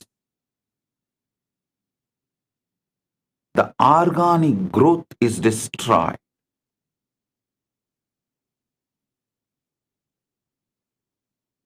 Whether education, bringing up, lifestyle, everything. Knowledge, the ideas we teach, the groom and make people experience everything is specialized in royal schools. Understand? I treat you all as the students of royal school. I am not giving you the generalized teachings given to the mass. No. I don't even want to call my followers, my disciples, my devotees as seekers. No. You are not seeker. The right word for you is manifest. You are not seeker. Right word for you is manifester. Listen.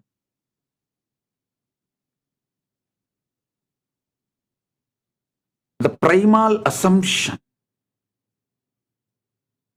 first assumption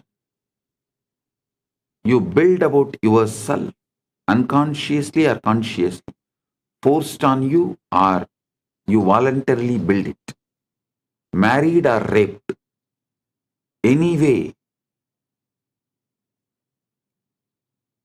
the child you give birth, unconsciously,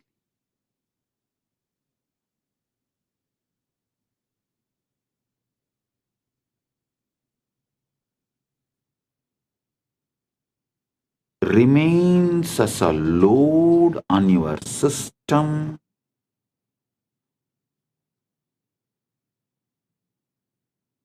continues to keep you focused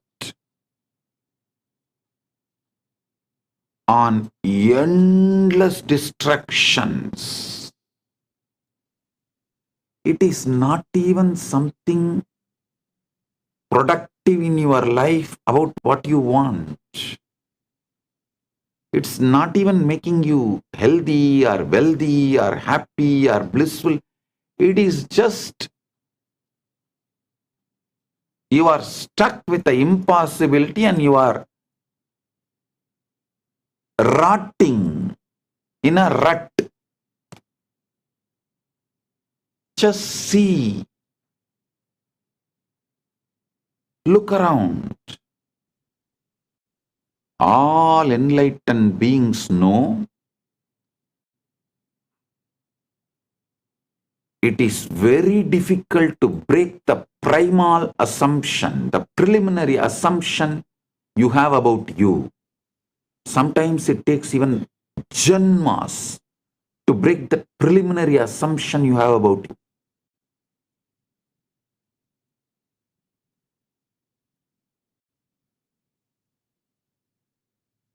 That is why I am very clear. The preliminary assumption you have about you itself, I am giving you right. Ultimate assumption. Listen. All the traditions, whether religions or philosophy or psychology, starts with you as just body-mind combo are doing the worst crime against humanity. Because the moment you start thinking you are a body-mind combo And you have to gain step by step by seeking, accumulate, and achieve the enlightenment ultimate over.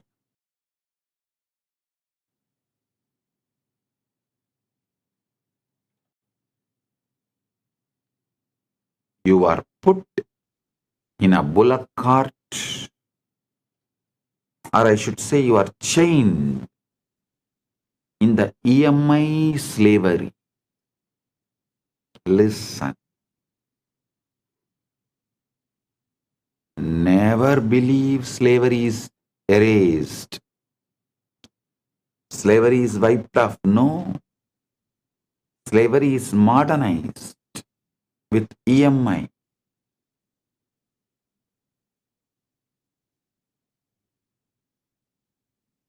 Economy should be indigenous. Religion should be indigenous. Social rules and regulations should be indigenous. Food should be indigenous. Clothes should be indigenous. Even social laws, criminal laws, right, wrong, philosophies, all should be indigenous. Organically grown.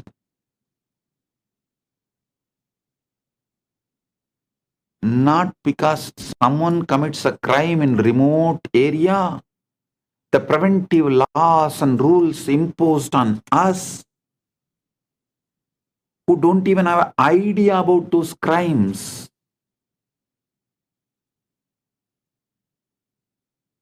One good thing I found is that due to the AI revolution, the Gen Z is going to live only organic life. The globalized brands, whether it is a Coca-Cola or burger or pizzas, are all global brands. Business brand, retail brands, cloth brands, religion brands, philosophy brands, all have no future due to AI revolution. People are going to choose the indigenous lifestyle. They are no more interested in following the dead, unwanted, unknown. Actually, neither the person who imposes the rule, nor the person who maintains the rule, nor the person who obeys the rule knows why the rule exists. What the hell you are doing? What the hell is going on? No. Neither legislature, nor executive, or judiciary, or the obedient citizens. All four do not know why this law exists. That kind of laws exist in every country. In every country, practically.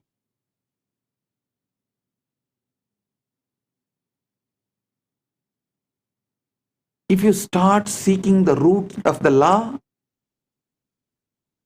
some assumptions happened in some roundtable discussions 150 years ago. Is the origin of the law absolutely irrelevant? But unfortunately, these laws are teaching you your primal assumptions, primary assumptions, preliminary, original, first assumptions about you. Your first assumption about you need to be corrected and the truth to be told. Don't start as a body-mind combo. Even the religious structures and philosophies which begins telling you are a body-mind combo and that body-mind combo has to work and do something, this, that, yearn and achieve enlightenment, dump it. They are making hell for you. No. Only enlightened ones know it is very difficult to change the preliminary assumptions. Sometimes it takes janmas. Always it takes years to change the preliminary assumption. Sometimes janmas. That's why when Krishna starts his teaching, the first word is you are Atma. You are the field.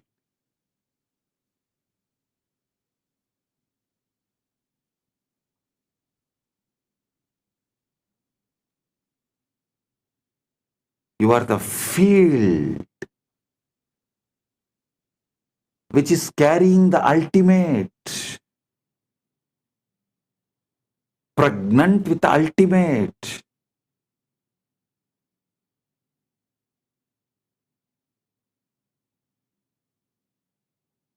When I tell people, you are ultimate, many of the even sincere Hindus who are trying to achieve enlightenment, educated in scriptures, even they try to say, Swamiji, what you are saying is ultimate truth.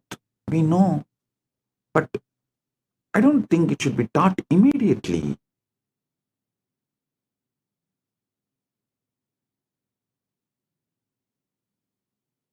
People should go step by step. You are doing wrong by teaching the ultimate truth immediately. If I am wrong, Krishna is wrong. The moment he opens his mouth, actually Krishna opens his mouth only in the second chapter, Sankhya Yoga. In whole Bhagavad Gita, there are 18 chapters, and second chapter is Sankhya Yoga. First is Arjuna Vishada Yoga. Second chapter only Krishna opens his mouth. The moment he opens his mouth, the first thing out and falls. You are Atma. You are the field.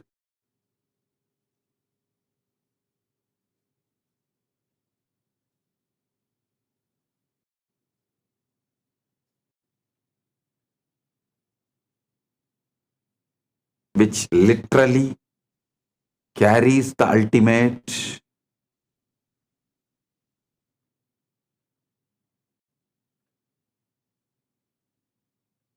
Listen.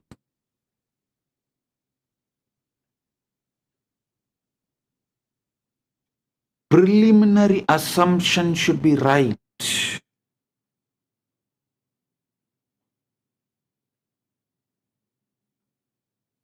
If you think you are a body-mind combo, not from there, the struggles will be too much and almost I can guarantee you will not achieve.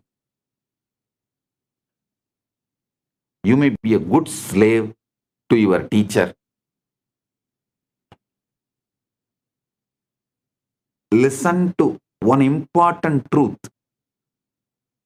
A teacher who accumulates slaves will be slave for those slaves because he has to be constantly maintaining those slaves. I think I am the only master who lives in absolute seclusion, where I don't have anyone around me other than few people who are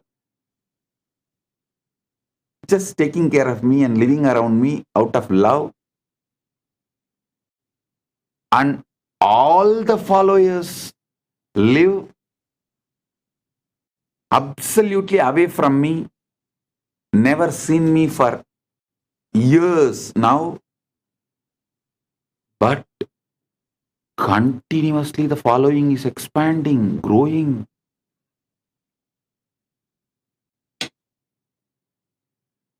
Because I don't collect slaves. I collect leaders. I make Paramashivas. I don't collect body-mind combos, make them enlightened. I collect Paramashivas and make them manifest. You are Paramashiva. Start manifesting. All your struggle, your problem, why you are not manifesting, why if you are Paramashiva, why your reality is not reflecting it, all that problem I will attend. It's a legitimate problem. I will attend.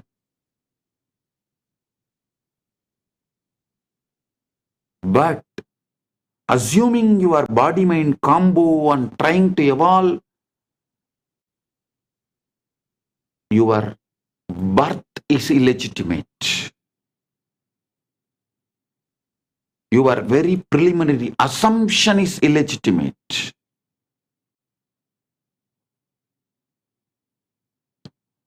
Your preliminary assumption about yourself, your original assumption about yourself, if it is body-mind combo, you are born out of rape by the society,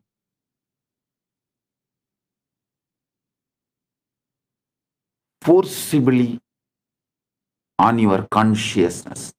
Society commits a forcible rape on your consciousness, and out of that illegitimate child born is your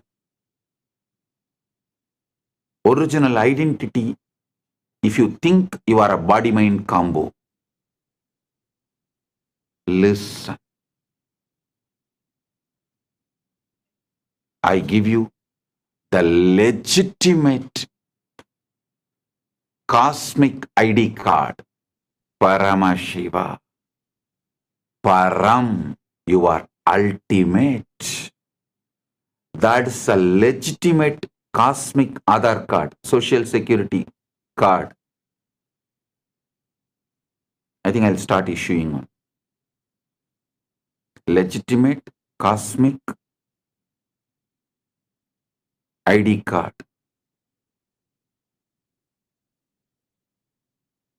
You are Paramashiva. Starting it. So with this,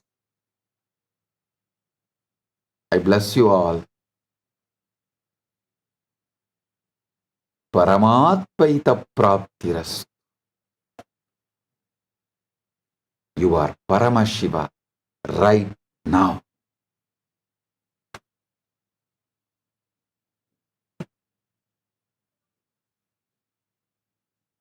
With this, I bless you all.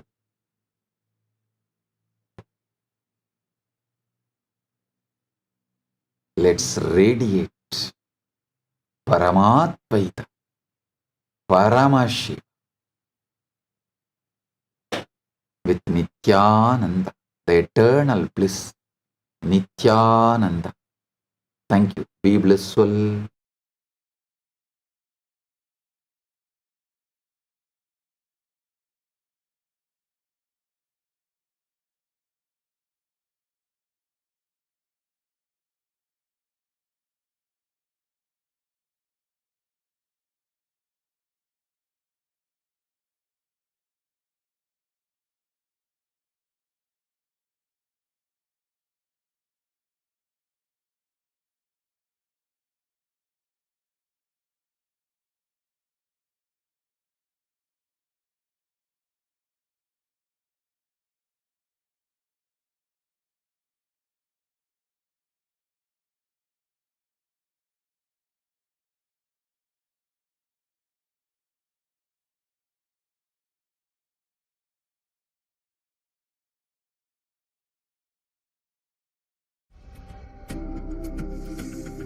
Maha Shivaratri.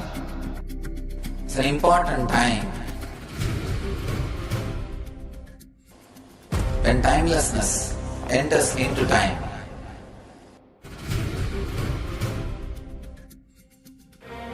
When space enters into place.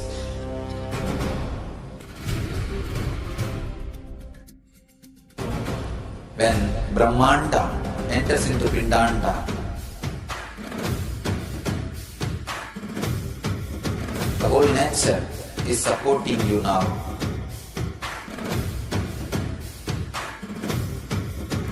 To experience your higher energy, your higher self, your higher consciousness.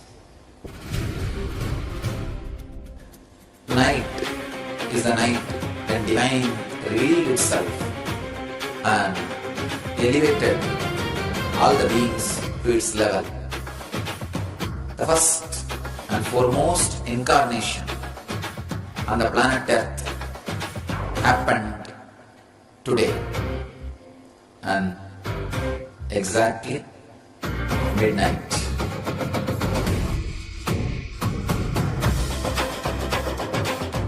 Maha Shivaratri. It's a great opportunity for all of you to raise yourself to the higher consciousness. Let this night awaken all of you.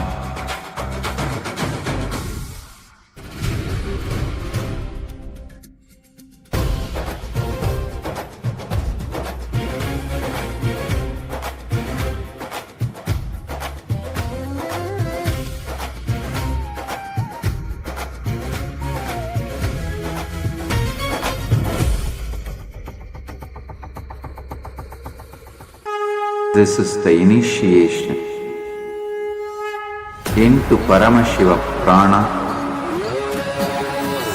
which will empower all of you to come to Paramashiva Sena and become Paramashiva's own ambassadors. Blessed are those who can make it to Paramashiva Sena.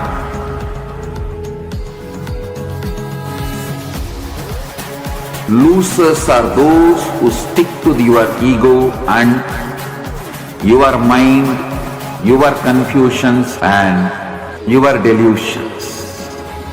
I am opening doors for all of you to come and experience Paramashiva Sena. Now it is left to you to say yes to Paramashiva.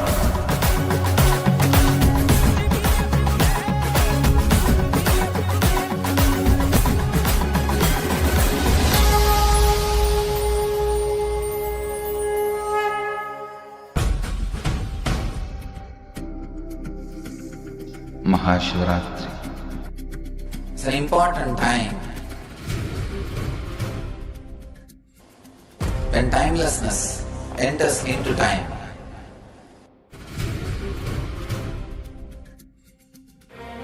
When space enters into place.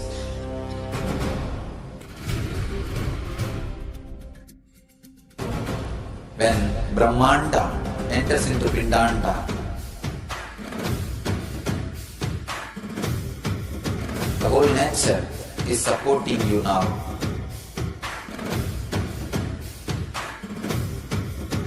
To experience your higher energy, your higher self, your higher consciousness.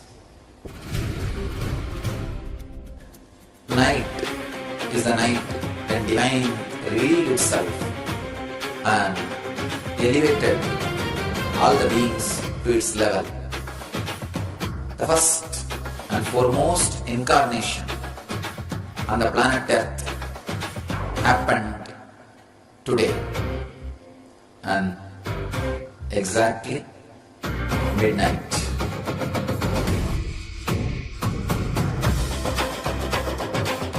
Maha Shivaratri. It's a great opportunity for all of you to raise yourself to the higher consciousness. Let this night awaken all of you.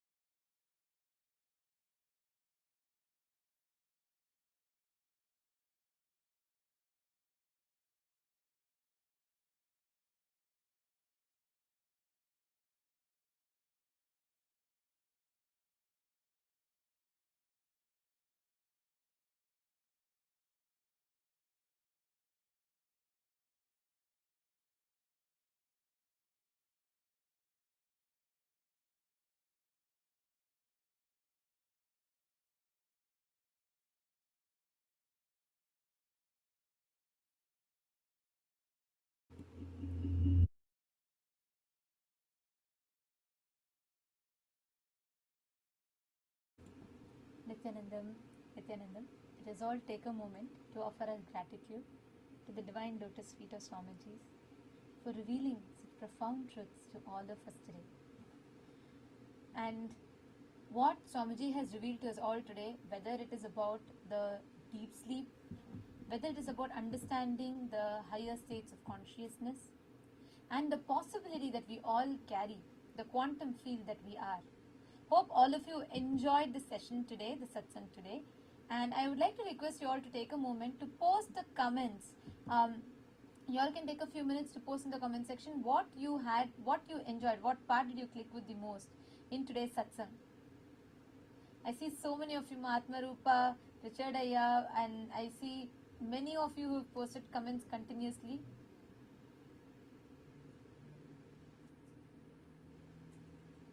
Jnana Pratyakshananda has posted, the success of oneness is sustained by ferocity. The antidote to not manifesting powers is ferocity. You just need to add more ferocity to your declaration of oneness. Yes, absolutely yes. And that ferociousness, also not in the sense of deprivation or not in the sense of hard rule, but with a deep understanding and maturity. And that is what makes us manifest the ultimate. I see a lot more comments coming in. Nithyanandam, very nice to see you all. Rasanta Keste, Shiv Panditaya, Mananda Lingeshwari, Ma Madhushri Vatsava. See, this experience that whether you want to enter into the different states of consciousness. For us, for many people, we try to achieve that high or whatever we call that with different means. That's why people, when they're not able to handle their depression, their lows, they try to add to that fulfillment from outside.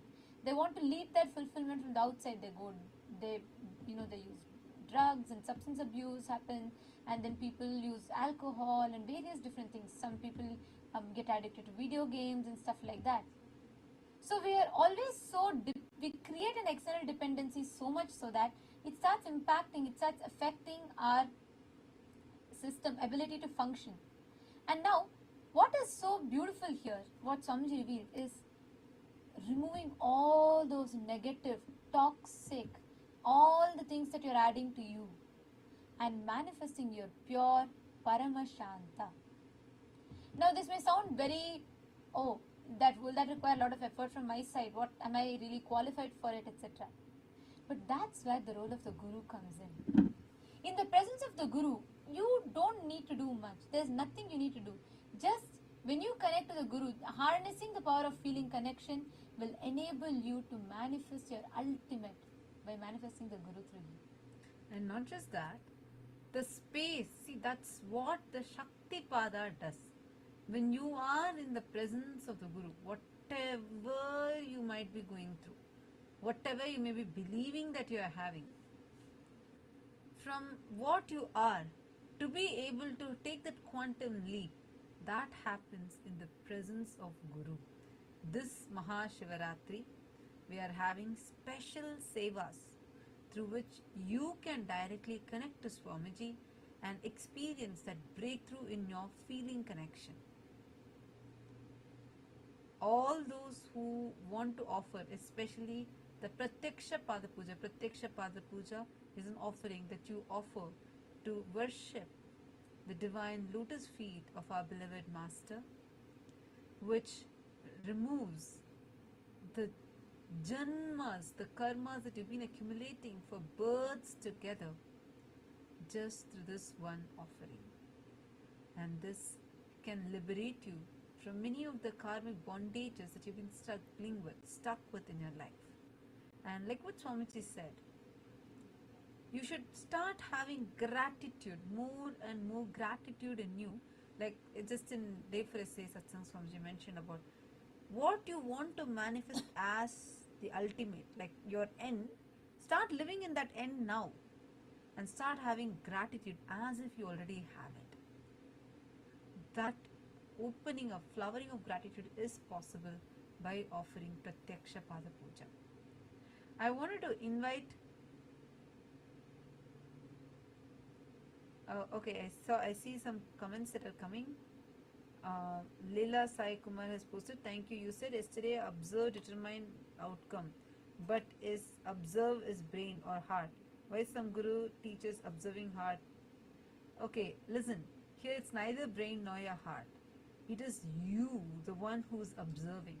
People tend to teach you observe your brain, observe your heart. They are trying to teach for you your personality development, not your conscious enlightenment. Swamiji is not here just to teach you some things that can externally change you alone. No. Swamiji is here for a complete, giving you that superconscious breakthrough. That will happen only when you start realizing who you are, when you are sitting as that witness inside of you. So, to all the viewers that are there, I just wanted to invite all of you for this Maha Shivaratri celebrations. That's just 4 days away, and we're going to be having, we already are having so many Sevas that are being offered in temples around the world, in various Kailasas around the world, and mainly offering Pratyaksha Pada Puja to Swamiji on Maha Shivaratri. That is going to give you the ultimate breakthrough. And we invite every one of you to join us on the Maha Shivaratri by connecting to the Guru. See, Paramashiva is on the day of Maha Shivaratri assumes from formlessness to the form. And Guru is the ultimate embodied form of Paramashiva. You can call it God, consciousness, Shiva, Paramashiva, Rama, whichever word that you want to give. Guru is a manifestation of all the all the ultimate, unseeable, all the pure forms of God, the Supreme Personality of Godhead. So, on the day of Paramashivaratri, in the presence of the incarnation of Paramashiva, get ready to celebrate Shivaratri. Get ready to celebrate the night of the auspicious changes. All civilization terrorizes us about dark. Dark is always considered as something negative and evil. Sanatana Dharma is the only religion where we celebrate dark, Ratri, intensity. We do meditation on the dark. It's only in Hinduism. And do not miss this. Please be there. And I request every one of you, on the day of Shivaratri, you can all offer Pratyaksha Pada Puja to Swamiji. Have the opportunity to connect with Swamiji, the deity. And you can offer the Pratyaksha Pada Puja. And you can connect with Swamiji and all the different gods and goddesses, the different deities. And receiving their grace and blessings.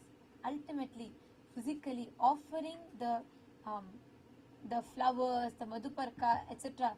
at the divine lotus feet of Swamiji. So the link for where you all can make the offering, will be posting it in the comment section. But every one of you, please make sure that you take a few minutes and you're all heading to the link. You all can go to, in the chat we'll be pasting the link in the YouTube live chat. And all of you can make sure that you're going ahead, signing up, and whichever Sevas you resonate with, you want to offer, get started with one. Get started with any. Because you are going to be having a huge breakthrough, literally your consciousness itself shifting in this Shivaratri.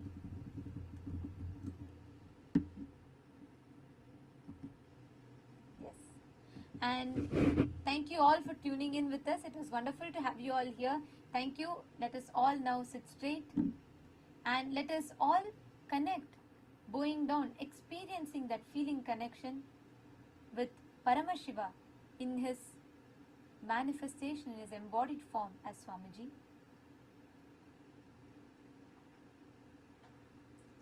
Let's now conclude with Purna Mantra. Om Purnamadav Purnamidam Purnat Purnamudachyate Purnasya Purnamadaya Purnamevavasishyate. Om Shanti Shanti Shantihi. Harihi Om Tatsat Sarvam Bhagavat Shri Nithyananda Paramashiva Padukarpanamastu. Om Nithyanandam. Thank you all, Nithyanandam. Nithyanandam.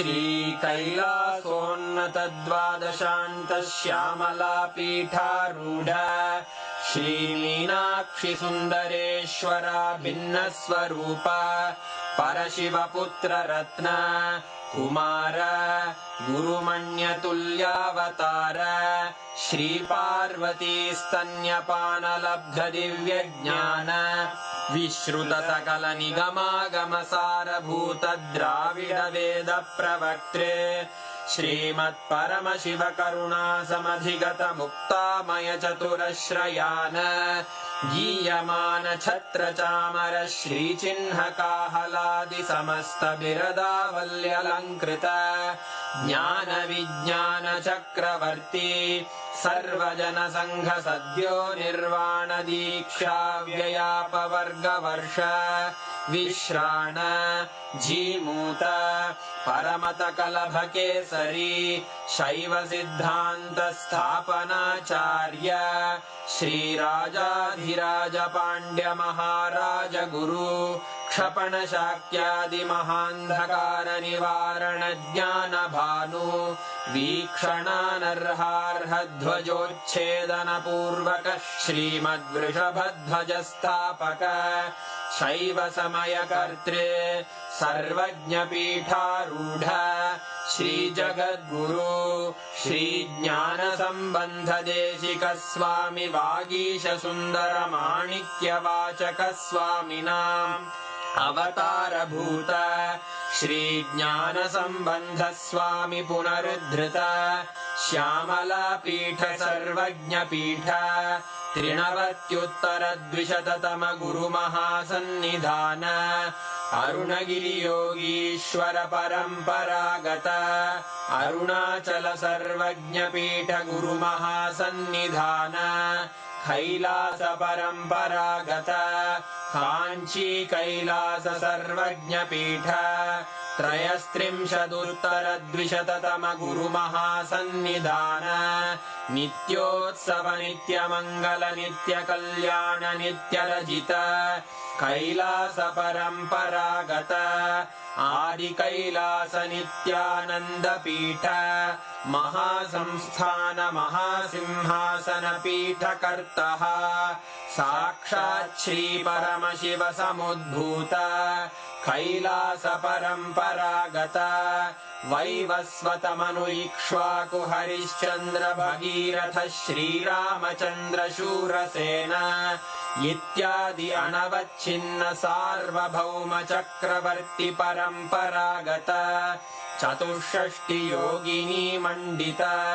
चतुष्षष्टि सम्प्रदाय प्रवर्तक मनुधर्मशासन सूर्यवंश प्राप्त सर्वज्ञपीठ सुराङ्गी साम्राज्य मूर्धाभिषिक्त चूडामणे साक्षात् श्री परमशिव समुद्भूत कपिल महागुरु पुनरुद्धृत महानिर्वाणिपीठ अष्टोत्तर सहस्र श्री महामण्डलेश्वर साक्षात् श्री परमशिव सिंहासनाभिषिक्त समस्त गणनायक श्री महागणपति समारंभ अनवच्छिन्न पीठाधीश्वर गुरु परंपरा प्राप्त अटल पीठ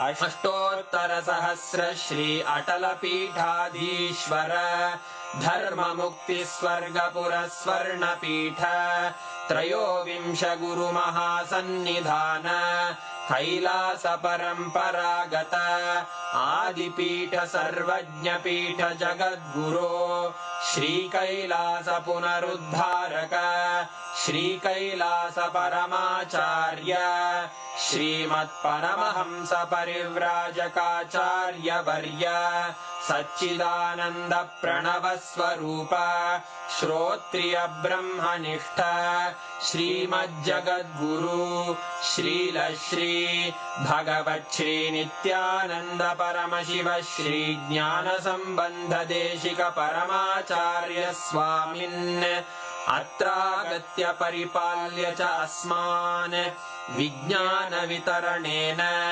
विजयी भव जय जय।